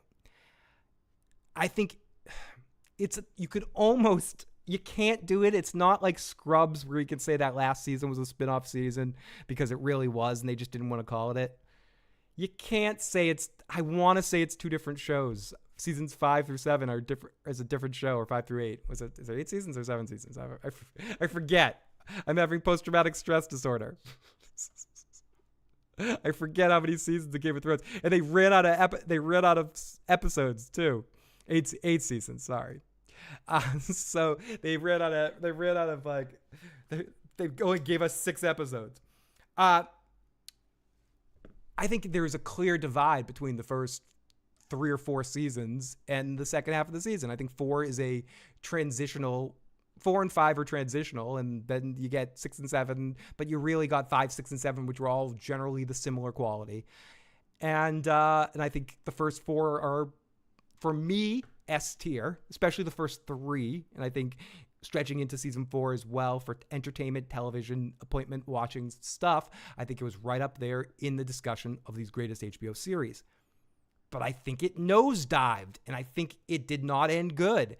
And it's one of those shows that it's hard not to.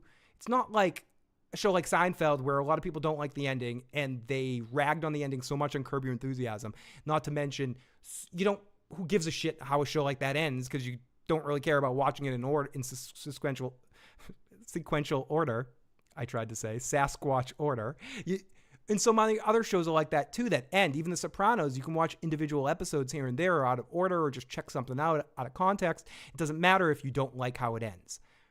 The only other show I can think about that kind of does what Game of Thrones did with the show is How I Met Your Mother, where the ending kind of destroys it to a point where it makes it harder to go around and watch it again. But I still go back and watch Game of Thrones sometimes, and I'll watch the first few seasons, and I'll pay attention more and be into it more, but not as much into the later half. But that relives the question here. How do we rank Game of Thrones? The badness of the end of the show in comparison to the other quality of HBO series and judged against itself, it's hard. Those end seasons ignored character progression, stalled the story, did ridiculous things, destroyed characters. I don't know. It's hard. It's hard. Average it just to a D. Didn't HBO? Yeah, completely removed Westworld. Season 5 and on is just fan fiction, but you have to give credit. Exactly, you have to give credit to the first 4 seasons. I have to say that the first 4 seasons are appointment television watching. Even to you people that aren't fantasy fans. If you jumped on board and watched the first few seasons of Game of Thrones, you would get into it because it's captivating human drama that has very little to do with fantasy in some ways. The fantasy's there, but it's more politicking and more interesting human chess playing and epic, big, grandiose shit like Oz that you would only see on Oz and maybe The Sopranos to a certain extent. Like really sick shit. And by the end, it falls into fantasy tropes and it becomes predictable fan fiction, as Jackie said. But you got to give the show credit for what it did at the beginning. I do. Jackie says if ranking the whole thing a D, the books are so good. That's why George was so pissed at the direction the series took. The nosedive was so big it ruined the whole show. Battle of the Bastards, top tier. I love the show and it started reading the books. So many opportunities missed with the show. I think the producers and George Martin had a falling out. They did, and it was all about Lady Stoneheart. Like a big part of the fight that they had and a lot of the problems that they had was stemmed from the first Butterfly, and George stopped writing a lot of it. In my mind, I'm projecting, but I seem to remember at the time reading George being outspoken about his annoyance that they didn't add the character of Lady Stoneheart. Let's listen to Jay's voicemails before we continue and decide on a ranking for Game of Thrones and move on a little bit. The last couple books, the last book of Game of Thrones comes out. I hope it ends like the show ended. I don't want the people in the book to have some sort of better ending that they can go to and be like, I know what really happened. Y'all deserve to be as miserable as the people who only watch the show. You don't deserve more happiness. Good. Having a little trouble hearing you. Why recap? I put the recap song in there. You're not recapping a show. You're going over. I know, Jay. I just haven't recapped in a while, so I was craving a big jump around and foolishness. So, but you're right. I wasn't recapping anything. What I was going to do is recap my initial plan was to go, let's recap the events. Game of Thrones, first few seasons come out. Everyone loves it, glorifies it, says it's the next HBO great show. This show is the greatest show of HBO since The Sopranos. Amazing, a darling. Everyone loves it. Last season ends. It's the worst thing ever. It sucks. So I am averaging it in. I'm probably being a hater, or maybe not a hater enough. I'm putting it, for me, as a B. I'm not averaging it out as bad as I probably should because I generally still enjoy the characters on the show, even though I think the story and the script abandons them. I think the performances are still good, and I still find it entertaining to watch all the way through, and found it entertaining for the most part while I was watching it live. I don't think it deserves... I think the end was poor enough and the nosedive was deep enough to not allow it to be an A-tier show, which is really shocking to me to say that now when you think about the world that existed in those first 4 seasons, because I legitimately think those first 4 seasons are S-tier. I'm saying that again. Game of Thrones seasons 1 through 4 are S. I would probably put 5 through 8 somewhere in the C and D range. So I'm averaging it out to a B. That's my mindset right there. Am I really quiet? Do I need to turn up a little bit? My channel volume's really low, Netflix-esque. So how do we know about House of Dragon so far? Which tier? I would put it at around a low A, high B right now. Right bordering on that edge. I think it has some moments that I went a little B on, and then some A. So I'd say right there in the middle. Let's see. Yeah, they were not on the same page with it. So yeah, that's where I would put Game of Thrones. I could keep talking about it a little bit more, but generally speaking, I'm going to settle on B tier for Game of Thrones. Let's see. Let's continue here on and get into some other shows here. Let me put my camera back on. I'm done being a hippie.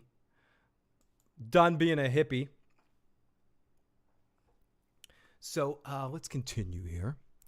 We went through some of these comedies already, but there's the comebacks, the extras, Lucky Louie, Bored to Death, Eastbound and Down. HBO has a lot of good, high quality comedies. There's not much bad you can say about them. But we already talked about a lot of these. It also has some bad stuff, like I don't want to mention all the bad stuff. So let's get into our miniseries. Now, there's a lot of these I haven't seen. I'm going to more talk about some of the ones I have seen or ones that people would want to talk about. Raised by Wolves. Someone says A tier for that. Let's see. What will be the first one to talk about? Band of Brothers from 2001. I talked about this a little bit a few minutes ago. Excellently cast, excellently written, well put together, tight product, deserved all the accolades that it received. When you see great HBO show lists, it's always near the top, and it always deserves it. Can't say anything bad about it, except for all the copycat entertainment that came from it. Nothing was ever as good as this first Band of Brothers. So I would say S tier for that one as well. Okay. Where is it? I mean, so many of these ones I haven't seen, so I can't really talk about them. Like, I didn't see the John Adams Show. I didn't see Elizabeth the First. I didn't see Gunpowder. I didn't see Catherine the Great, Sharp Objects. Chernobyl, S tier. We talked about it already. The Watchmen, S tier. Fucking S tier. Watchmen was great. Mayor of Easttown. Another one, S tier, excellent. I wish we could have more. S plus. I love Mayor of Easttown. The Plot Against the New Pope, Years and Years. All these shows. Actually, I'd probably give Watchmen an A. Generation Kill. I served in the Marines with Real Life Guys. Showed the covers miniseries on Terry Night. Keep those miniseries because I'm haven't seen a lot of these, and the ones I have seen, I'm giving all S's and A's because they're just amazing. But there's not so many of these that I can talk about necessarily. Mayor of Easttown, I want to pause and talk about a little bit. I didn't really get a chance to cover this as much with Tony on his channel. I caught up with it late. But Tony Teflon was the first on this show and one of the only people I know that covered it. Great show, some of the best acting work, an amazing tight cast. Really just enjoyed it from beginning to end.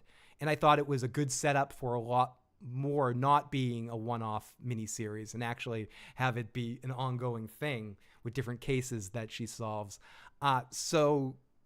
Yeah, and I thought they were setting it up with other characters that got brought in for more entertainment. Actually, Anna, Tony, and I were just talking about this the other night on Tony's channel on the impromptu Monday Night After Dark. I think we were just really lucky that the collection of actors that came together to produce this series came together to do it. Especially, I'm blanking on the mother, the actress that played the mother, who's been in tons of stuff. And she's just so great in that role, and she's great in so many roles that she does. It feels like you're watching... It's one of those television shows that feels like you're watching a real miniseries, a deep movie.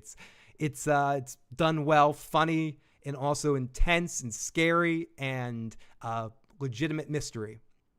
Has some Silence of the Lambs vibes to it, has some other family drama kind of vibes to it as well, and can't say enough good things about Mare of Easttown. Generation Kill, A tier. Scenes from Marriage, A tier. Station 11, B tier. Thank you to everyone that's joining me tonight for this stream. I really do appreciate it. So yeah, I could keep going through all these lists, but I think I talked about all the ones I know. But if you guys have any other miniseries that you want to put your rankings out there, please do, as I'm going to get to anthology series here. The Hitchhiker, 1983. I don't really remember that, but I do remember Ray Bradbury Theater, which I'm going to give like a C. C right there. We got Hotel Rooms. I don't remember that. Perversions of Science. I don't remember that. Room 104. I didn't see that. Life Stories, Families in Crisis. I did not see that either. But I am going to give Tales of the Crypt an S tier. Not every episode was S tier, but god damn it, the Tales from the Crypt was the best one of these shows. So many things, so many properties try this. Freddy's Adventures, there's a Friday the 13th one, Tales from the Dark Side. There was movies that did this in different ways, but for my money, Tales from the Crypt is the only anthology series that was the best of them all in this sense for the horror versions of these. I mean, you could say Twilight Zone is in a different category altogether, but Tales from the Crypt was always very well done and fun, and the Crypt Keeper was such a funny character and such a big part of the success and the quality of this show. Right up there with who we're going to be talking about in a moment here, the Fraggles. Was truly alive. You know, the Crypt, you can't quantify. I've used that word twice now. I get one more time before it was on my my World Thesaurus calendar for the day, I guess. But Tales from the Crypt, I look forward to it every week. It was that show I'd stay up late and pretend to be asleep and sneak out and watch. It was just a great show. I love Tales from the Crypt. And so many good actors were in different versions and different stories of Tales from the Crypt. You just had so much fun stuff happening on that show. It was so over the top, so ridiculous, and so much, just so wild, so 90s. I love Tales from the Crypt. I've watched it so much. And no Crypt Keeper show sucks. And I appreciate that some people are going to think that too. It was trash TV. I loved it. Oh yeah, without the Crypt Keeper, the show sucks. I didn't understand what you were saying. Yeah, exactly. He's the rug that ties the dude's room together. Like, that was just genius that they created the Crypt Keeper. He is a genius character. Fucking genius. Okay. Ted Danson spiked to the shore of the tide. Yeah. It's great. Creepshow was good too.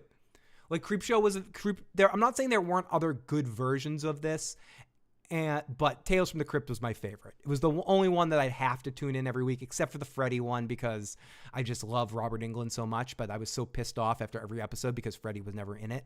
He was the Crypt Keeper, which he was in it, but he wasn't actually in it. And in that case, it was annoying. Anyways.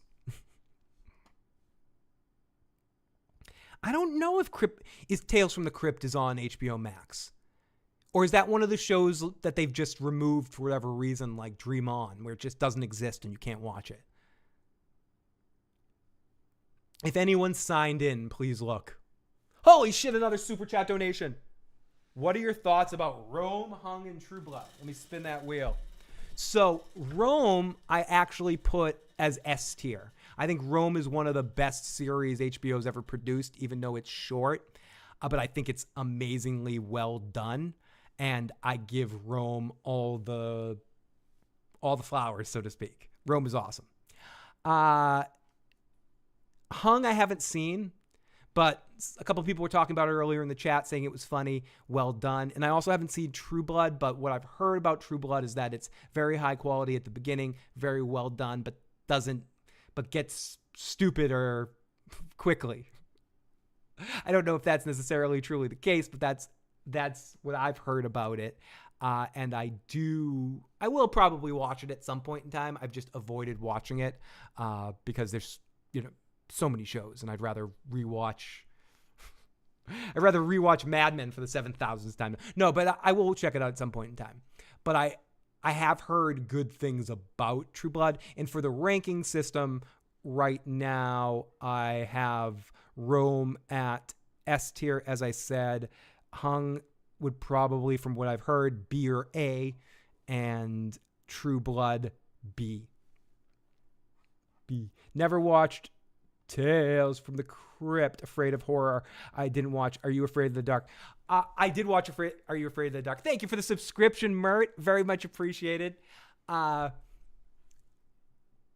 was actually scared of horror as well. I just like things that were funny, and The Crypt Keeper was funny. Like Freddy was funny. And those were the main movies I watched. I did not watch Are You Afraid of the Dark? I think I'm a generation too old for that, but I do know what it is, and I know it's, to a certain generation, very important. Yeah, I was afraid of horror as well, Jay, when I was a kid. Jason and Mike Myers scared the crap out of me when I was younger, and especially those Amityville horror movies. Get out of the house. That shit would scare me. And but Freddy made me laugh for some reason. Same with The Crypt Keeper. About his Dark Materials, A tier. I was going to ask about that one, Luna. Thank you. I watched TLZ, Tales, Freddy, 13, along with the Benny Hill.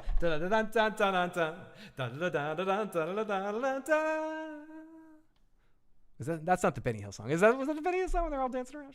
I would watch Benny Hill as well. It was on later, and that my friend Dan loved Benny Hill, who Dan kind of pops in on our chat sometimes too. So hi, Dan, if you check this out at some point. So let's continue down here to some of our animated series.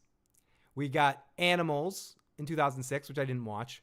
The Ricky Gervais Show in 2010, which I didn't watch because it copied The Spill Crew. The Life and Times of Tim in 2008, which I didn't check out. I don't think I've checked out a lot of animation on HBO because I haven't seen any of these things. I haven't seen Spicy City either. But what I have seen, and when Jay is right, Todd McFarlane's Spawn series, 1997 to 1999, is one of the finest cartoons ever put to ink. Extremely well drawn, well voiced, the best version of Spawn. I cannot say enough great things about Todd McFarlane's Spawn if you're a fan of the Spawn character. It is a great representation of the character and makes the movie seem like an absolute fucking joke. And it's just one of the best animated things ever. And I would definitely put it at an S tier kind of show. Really well done, Jay. You're 100% correct when you talk about Todd McFarlane's Spawn. I haven't watched it since 1997, maybe a little after that when it was on replays on HBO. But so I don't know if it holds up, but I know at the time watching it, it blew my fucking mind away.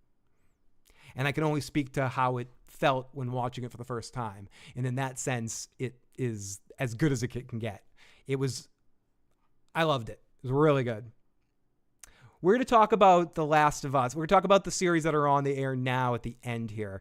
Not last on our list, I guess. But next is Kids and Family. Not much we're going to talk about here because there's, I haven't seen a lot of this stuff, But yeah, Sesame Street is on there. What do we got? Sesame Street, A tier in recent years. No, Stuart Little, I Spy, Harold and the Purple Crayon, Animated Tales of the World, Rainbow Fish, George and Martha, Anthony Ant, 30 by 30, Kids Flicks, Crashbox, A Little Curious. That sounds like a different kind of HBO show. The Country Mouse and the City Mouse Adventures, Adventures of Paddington Bear, The Tales of the Never-Ending Story, The Never-Ending Story, The Little Lulu Show, Happily Ever After, The Real Story. We're not going to talk about any of those things, but we are going to talk about Down in fucking Fraggle Rock. Fraggle Rock, great show.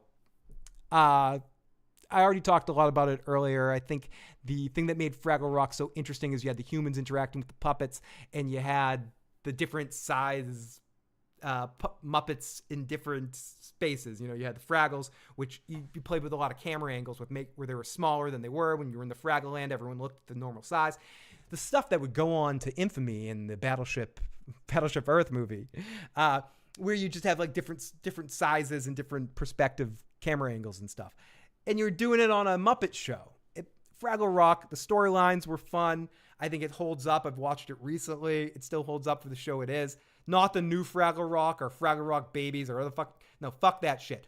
OG original Fraggle Rock is some of the best shit ever. I know Emily's probably not still watching, but I know she agrees with me too on this one too. Fraggle Rock is just, Emily is still watching.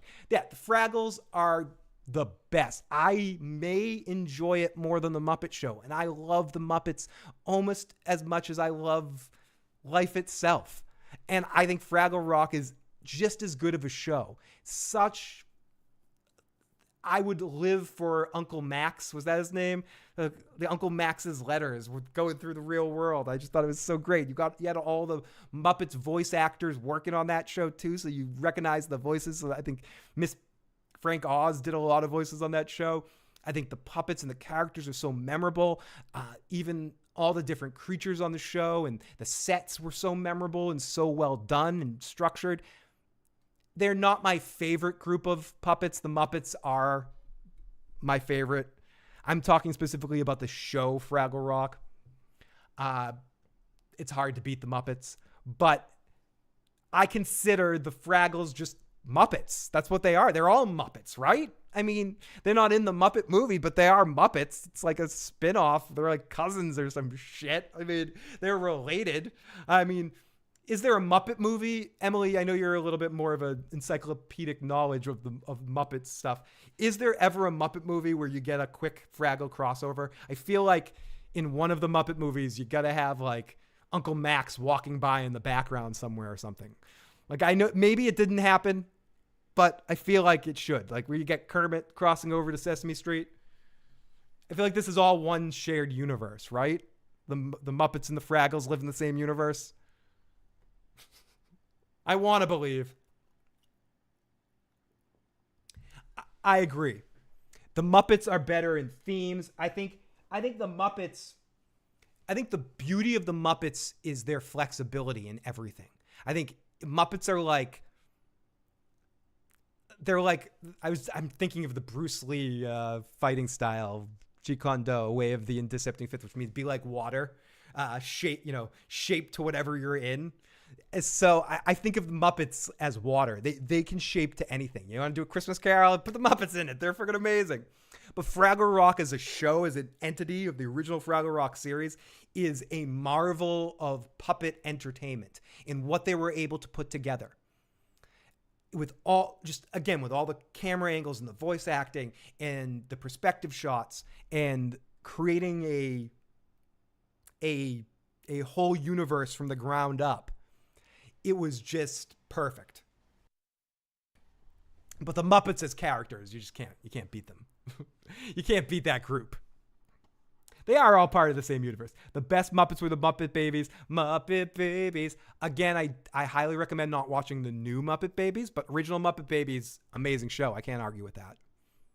If Muppet Babies are your favorite version of the Muppets, I have no problem with that. I have love for every version of the Muppets, even versions that people don't like. I love that Office version of the Muppets that existed. Is it just called The Muppets? It is on Disney Plus. It was in the early 2000s. I think by the end, it started off slow, but by the end they really figured out what kind of show it was, and it was an excellent sort of adult version of the Muppets. And it was one of the last things you got that good Kermit voice. The guy that took over and did the voice forever. They have someone new doing it now because they had a falling out with the other guy. And the guy that's been doing it more recently sucks out loud. And it's throwing me off some newer Muppet stuff. But that series was awesome for me. And I think I love the Muppets, and I'm not going to turn this into this, but this is about Fraggle Rock.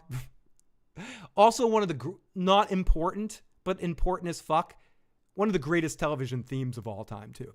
If we were doing this, and I will do it at some point in time, a greatest television themes podcast, I would probably put Fraggle Rock theme in my top 10, maybe even closing into that top 5. It's a very good theme song and very catchy. And I was going to say catchy and memorable, but those are the same things kind of, right? But it's catchy and memorable, and you want to sing it all the time. And you find yourself repeating yourself. I got to watch Muppets Mayhem. I haven't watched it yet. Muppets Family Christmas features the Muppets, the Fraggles, Sesame Street. Thank you, Pete. Kermit and Robin find a Fraggle in a hole in Fozzie's basement. See, that's what I'm talking about. Like, I love the fact it's all part of the same shared universe. And I love that I have like Emily and Pete here who are both fucking Muppet experts. The Muppets are better on Phil. Nice to see you, buddy. Haven't seen you in a while. Dan, great to see you. Thanks for popping in the live chat. Thanks to everyone that's joining in tonight. I will not be a stranger. Up and coming soon. You guys are my saviors in helping me find my smile. I'm like Shawn Michaels here. I got to find my smile. I'm sorry, guys. I got to stop podcasting for a while because I can't find my smile. Fucking heartbreak kid, dude. Heartbreak kid. Okay. Of course, my smile is cocaine and crystal meth. I gotta go find some crystal meth and cocaine. I'm 90 Shawn Michaels, by the way. Bye. So, anyways, they canceled Dark Crystal. I thought it was so good. Black Candle, the Dark Crystal, which one of the most elaborate, well put together puppet masterpieces of all time, orchestrations of entertainment, and they recreated it in a way that was so loyal to the original and used modern technology in the way you should with something like that, not as a way of replacing the talent behind it. I think, was it Netflix that canceled it? I think Netflix just didn't want to pay for it. It was Netflix, right? It wasn't an HBO series? It was Netflix, right? That did the Dark Crystal thing. I think Netflix just, it probably cost a lot to do that. And it was like a lot of time and effort, and that level of quality takes a lot of time. And I think whoever did it, even if it isn't Netflix, if I'm wrong, which I'm probably wrong, but I could be right. But either way, I think excellent quality, and I'm a huge fan of all of the Jim Henson creations, which culminated in his final. Does anybody in the live chat, for points that don't matter for anything, what was the last thing, the last creature creation? It was for a movie that Jim Henson was a part of. Does before his untimely passing, does anyone know what the movie or what the creatures that he created were? And I think it's ultimately some of his finest work because it still holds up today when you watch it back. Muppet Family Christmas. I love all of the Muppet stuff. They're all in the same universe. Kermit and Robin and the Fraggle in the basement. Yeah, as Pete and Emily were saying, the Muppet Family Christmas features the Muppets and the Fraggles and Sesame Street characters all in one. You got to watch Muppets Mayhem. I absolutely have to. You should find the same love for Star Wars Into Darkness, Phil. Down in Fraggle Rock. Down in Fraggle Rock. I think the two most catchy theme songs of all time are the Fraggle Rock theme and the Night Court theme. We love you, Phil. Oh, no, you are a treat for me, my friend. They could do it either way. Mark A. Houston, you can't. I'm buying a T-shirt that says you can't rush the process just for you. Mark A. Houston, one of my good friends. So many good things happened about my Better Call Saul coverage season, that final season, getting to cover that show with so many people getting to watch, probably most successful this channel's ever been. And one of the best things to come from all of that is Finding You, my friend, Mark A. Houston.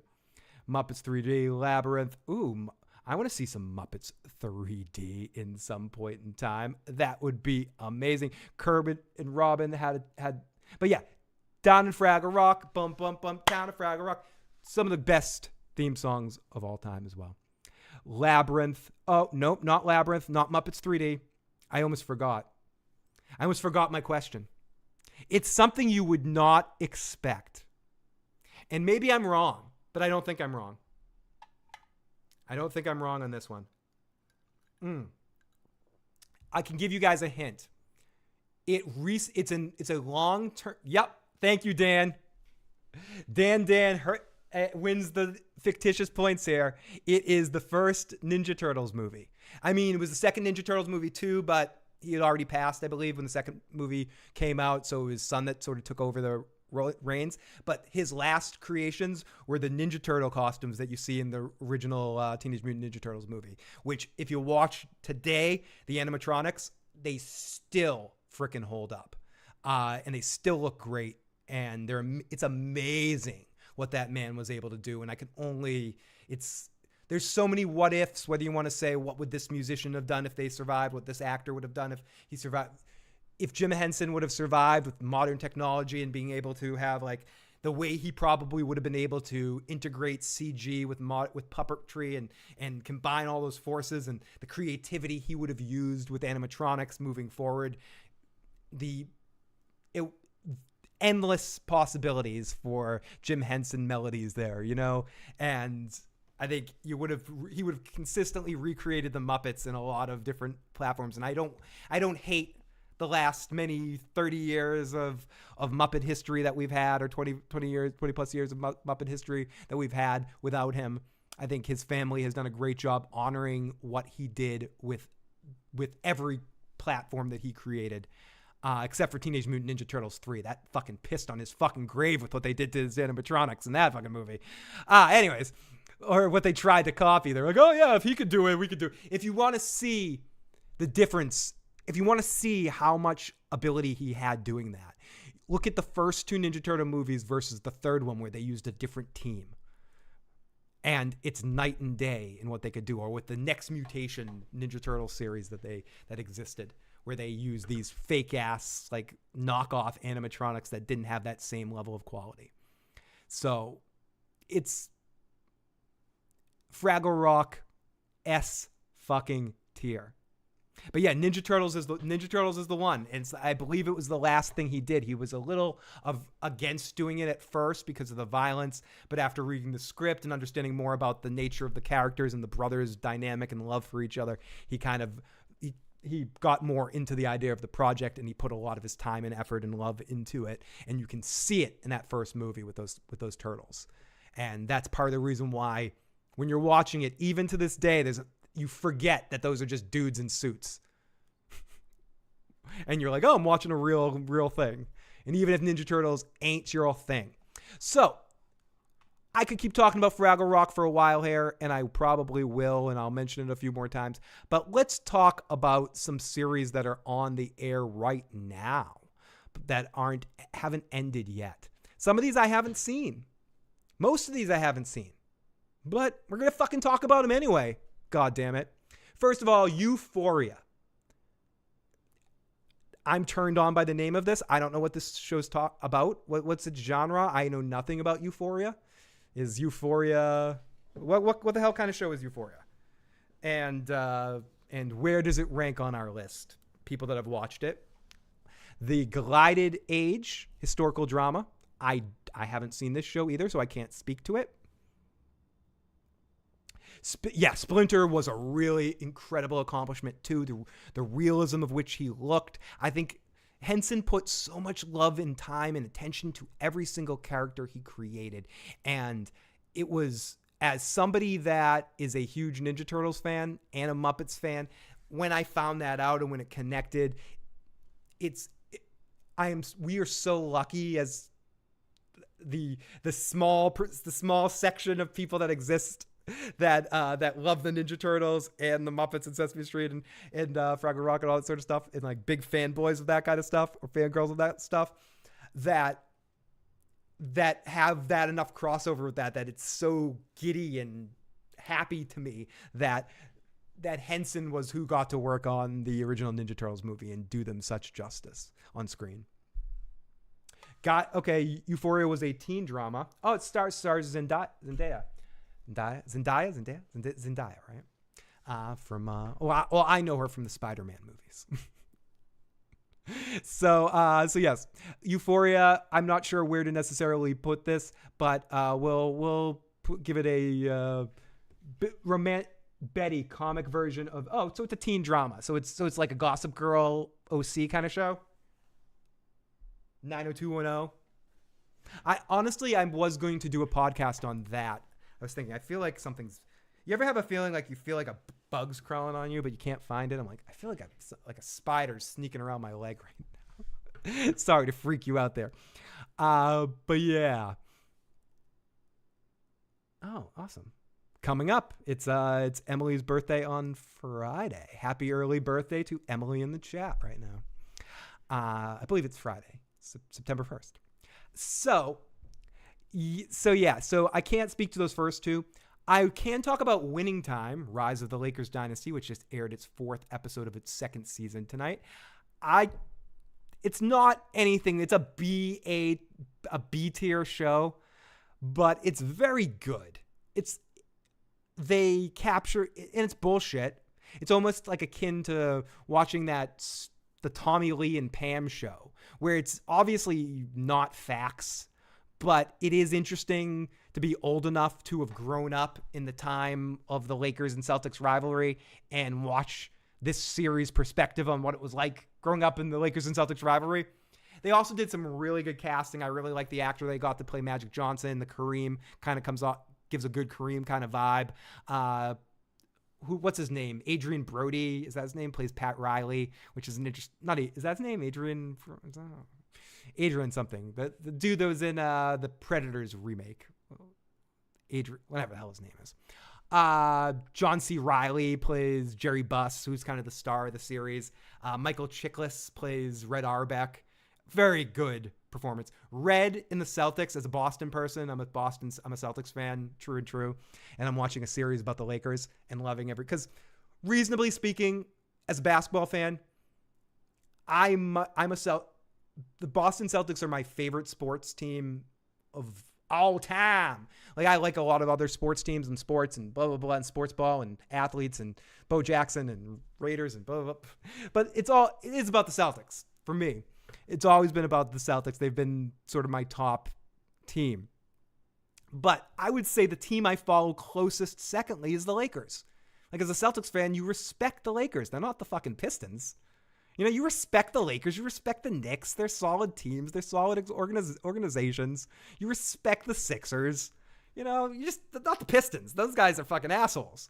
You know, but like, you always respected the Lakers. You feared the Lakers in some sense too. And then especially in the Shaq Kobe age, oh my God, those guys were fucking destructive. If they could have got along, they probably would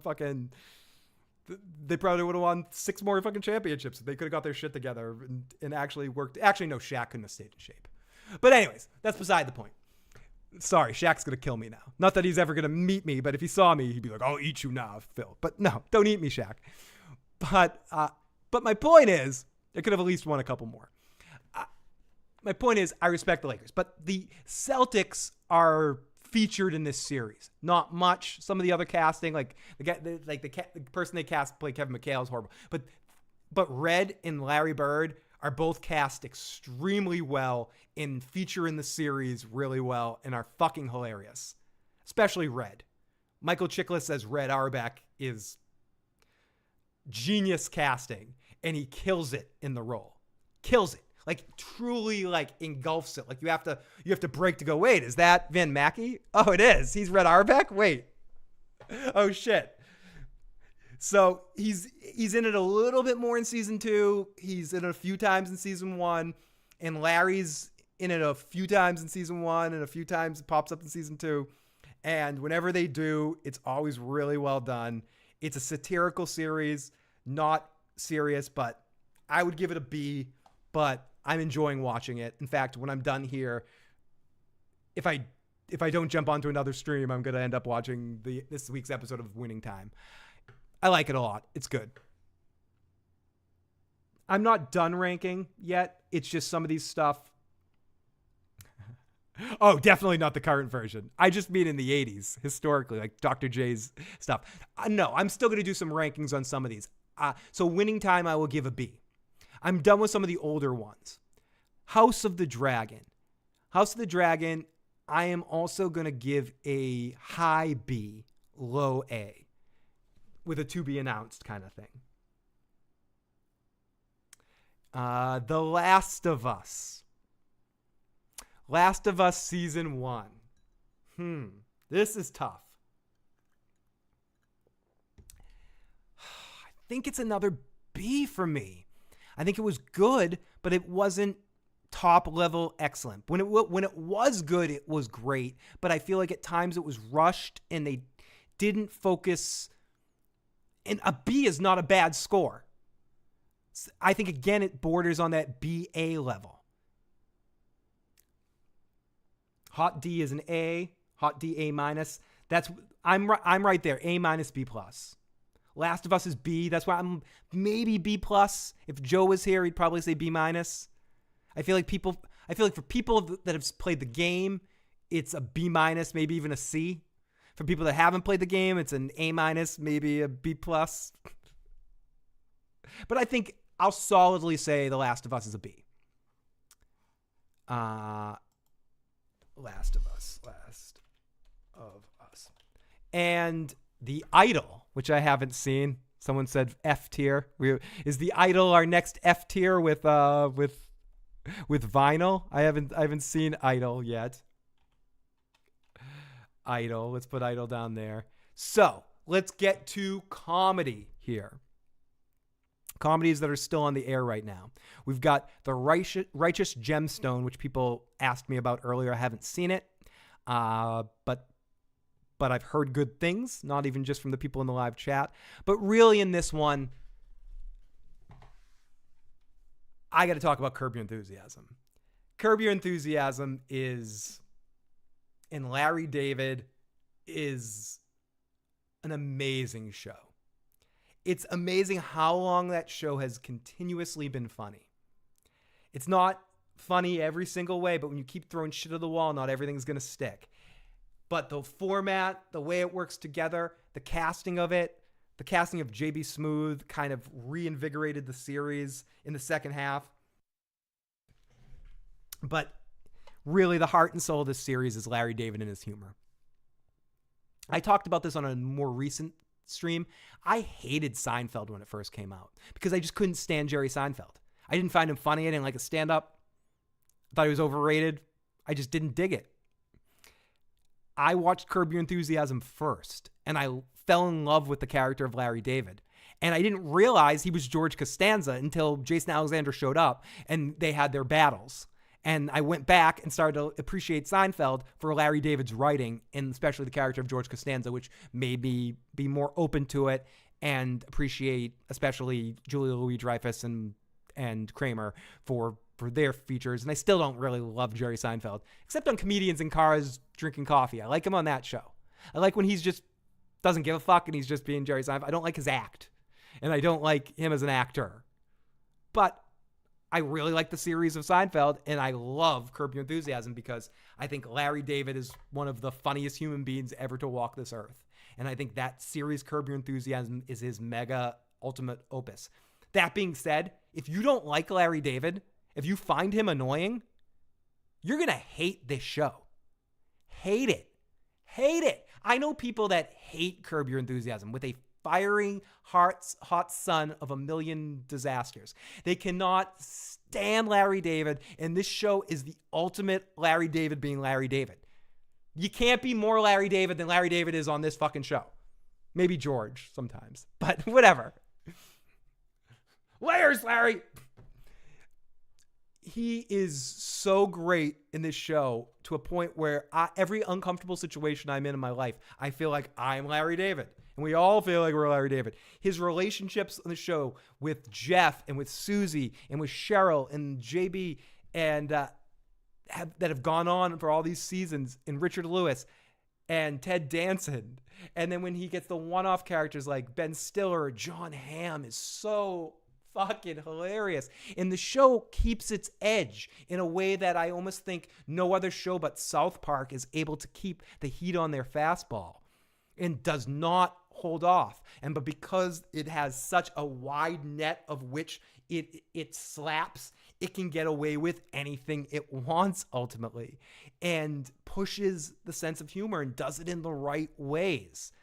Same with like Matt and Trey. I would say the same thing about Matt and Trey that I would say about Larry David. Like they just have a way of pushing the envelope in a sense of humor that they don't give a fuck. And I appreciate that on so many goddamn levels, in the way that comedians like that keep us honest in the world. And Larry David and Matt and Trey are hugely like that. I think that's the similarity between the two of them. And the similarities between Curb Your Enthusiasm and South Park. I think it ends there, but I think the sense of always pushing this edge of comedy, that comedy is supposed to make you feel a little uncomfortable at times, if it's doing the right things, but educating you in the right way and understanding where the perspectives and kind of showing you the stupidity of everything. Not all comedy has to do that, but I think some comedians are more successful at it than others and walk that line really well. And I think Larry David does that. And Curb does that in a way that I cannot begin to elicit. He has... I'm not going to start listing Curb Your Enthusiasm stuff out of context, because out of context, they can sound really bad. Like if you're talking about, just if you're a fan of the show, stop, pause, look and listen, and think about 1.5 billion things that Larry David says and does on that show, and they get away with their vibe, and it's fucking hilarious. And anyone that says, "Oh no, comedy has no edge anymore," just watch fucking Curb Your Enthusiasm. They get away with so much and always pushes the edge, and he can. And you never question, is Larry David a fucking horrible person? You just don't. Anyways, Curb Your Enthusiasm, amazing. White Lotus and True Detective anthology series, both still airing. White Lotus, second season's a lot better than the first season. I did not enjoy the first season, but I like Michael Imperioli, so I gave the second season a shot, and I really like the second season a lot. I would say first season for me was C. Second season was A+, pushing S. Second season was really good. Like, really good. First season was okay. I'll have to see where this series goes to see where it ends up. If it ends up more like this second season, or if it ends up more like the first season. I respect Wood. You don't respect Wood. Whoa. Bum, bum, bum, bum, bum, bum. Curb's an A. I gotta give Curb an A too. Yeah, I can't give Curb a S because it's not for everybody. I don't think it's universal. I don't think every episode's great. I don't think every joke works. It just works for me. It's because so even when it's bad, it's good. It's like ice cream and pizza and oral. Even when it's bad, it's good. I don't respect good. Oh, we're going to be talking about this one right now. So, True Detective has the opposite problem. True Detective is a really fucked up case that I don't know how to talk about. I honestly don't. I'm almost as confused by True Detective as I am by Game of Thrones, because there's such difference between each season. Season 1 of True Detective is an S+. HBO at its best. Showing you what you can do with HBO programming to bring it to another goddamn level. HBO programming, seriously, at some of its most captivating, imaginative, deep, multi-layered, well-acted, hilarious at times. Excellent chemistry between all of the principals. Those two guys. That's friendship. It's something I never knew I needed in my life, but everything I always wanted. That they might even be related somewhere, like brothers, like Like Woody's father might have had sex with Matthew McConaughey's mother. Like there's some fucked up shit going on with those two. The second season was some of the biggest trash I've ever seen. F-. Sucked. So horribly, pathetically bad. I hated it. Hated it. I couldn't stand it. It was bad. Like really bad. Like shockingly, horribly bad. And then season 3 was really good. So, and I would say maybe like a B. So what is my average? Do I average True Detective out to a C? Do I judge every individual season of True Detective differently because it really is like a different show? There's no tying together. I mean, there is a little bit in the third season where you see pictures of the detectives from the first season, so there is the same universe, so to speak, but they are kind of different shows. It's so hard with True Detective. I want to give it a high score, but that second season is an F, and that ruins the bell curve there. But the next season looks great. And if this next season is as great as it looks, then is that second season just an anomaly? I don't know. It's tough to see because I think ultimately I'd have to give True Detective a B for now. But I have to reiterate that season 3 is an A for me and season 1 is an S. Season 2 is just an F, so I have to give the show a B. Ridiculous logic. The co-productions, My Brilliant Friend Industry, CB Strike, Rain Dogs. I haven't seen any of that stuff. Docu-series, Real Sports with Brian Gumbel. I assume it's good.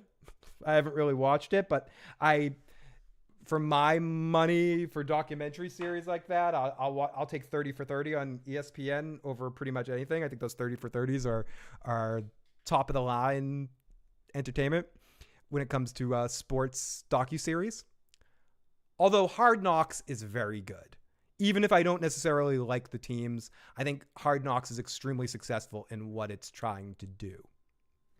100 Waves of Telemarketers, We Are Here, reality shows, variety shows. They consider Real Time and Last Week with John Oliver variety shows. I feel like I can't quite judge those shows and give them tier grades because they're just different kinds of shows. I will say, I believe the Chris Rock show was also on HBO at some point in time. Maybe it was Showtime. And there was also the Dennis Miller show. And those are all shows like this. Upcoming programming, we can't, no. So I think that's about it. I mean, we have our tier list right here, but let's go to our Boardwalk Empire. It's tied for S and A tier. So we're going to have to move. So what we're going to do is we're going to put it right in the middle. Boardwalk.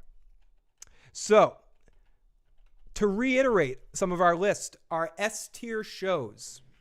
Unarguable S tier shows for right now are The Sopranos, The Wire, Rome, 6 Feet Under, and I put Oz for me, but I do respect what some of you guys would say that Oz wouldn't necessarily be on that list. So there we go. So I think that's just about it. We talked about a lot of HBO shows tonight. I don't know if you guys enjoy this kind of content. I would love to do something like this for Netflix and something like this for maybe some of the other streaming platforms and shows. Just I enjoy doing these wide open streams that aren't necessarily about a specific topic, but I do want to do a specific topic. And I like to thank a huge rest in peace to Bob Barker, one of the greatest hosts of all time and in one of the funniest scenes in a ridiculous movie. And we got my cousins Em and Pete in the live chat tonight. Huge thanks to them. I'm going to have to get them on the podcast at some point in time. Maybe we'll I got an idea. Well, Emily, I'll talk to you about this off air sometime. I don't know if you guys are still watching, but maybe you, Pete, and I can get together and do a Muppets movie ranking order. Do this with Muppet movies. You know, like figure out what's, and I know you're going to want to put everything in the S tier, but you know. Or maybe we can just do a top 10 list or something like that and try to put them in top 10 order or maybe even just talk about every Muppet property there is. I loved it. I love my favorite genre movies. Yeah, we could do a movie one as well. I know Joe and I have done things like that in the past where we've done random movie stuff, but this was fun. I like doing these kind of podcasts. I'll take a couple more comments from the live chat and then we'll start to wrap this up. The Price is Wrong, bitch. I love how well he embraced that, and there was nothing like skipping a day of school when I was a kid and watching The Price is Right in the morning game show hours. It was one of my favorites. The Price was definitely wrong, bitch. Keep those hearts coming. I appreciate that. Do different genres. Cool. No, different genres would be awesome. And I can do different genres with, I've been wanting to do a top sitcoms episode. I've been wanting to do a genres of movies, favorite horror movies, favorite stuff. I'll mainly talk about TV shows, but I'll definitely do some genre stuff. That would be a lot of fun, Wolf Spear. I like these roundabout kind of streams. They're not going to get as many burst of views or views in general, but I definitely like doing them because they're just fun to be able to talk about a lot of things. Unfortunately, I am an idiot and I didn't keep track of everything, but here's our list for the most part. We got Vinyl and Idleway at the end. A lot of stuff just fit in. I didn't write everything down because I'm, whatever.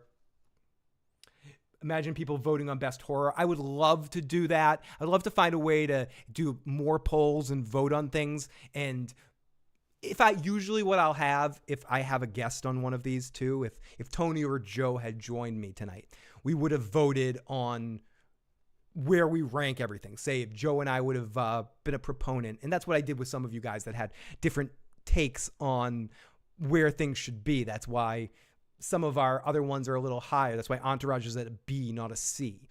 Or because Jay thinks it should be an S. And, But just everyone, thank you for watching this podcast. Just remember to have your pets spayed or neutered. Noodled? Don't noodle your pets. That's creepy. I'm creepy for suggesting it. I'm creepy. Yes, I am.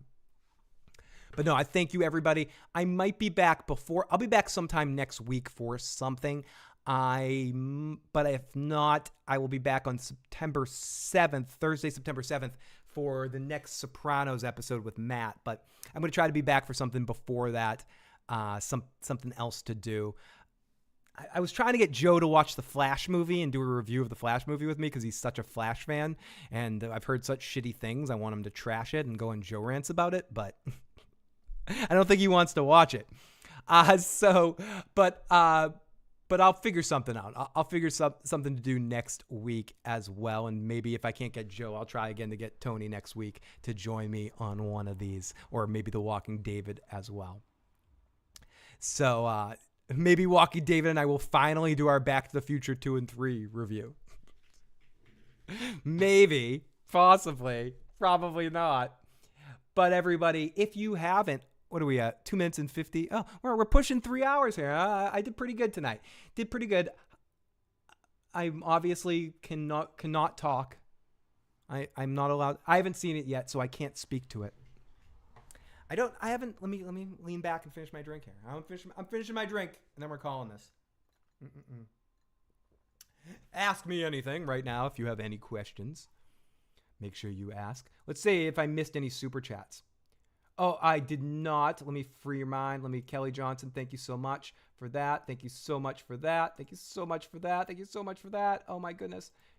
What are your thoughts on Rome Hung and True Blood? I think I already answered that one.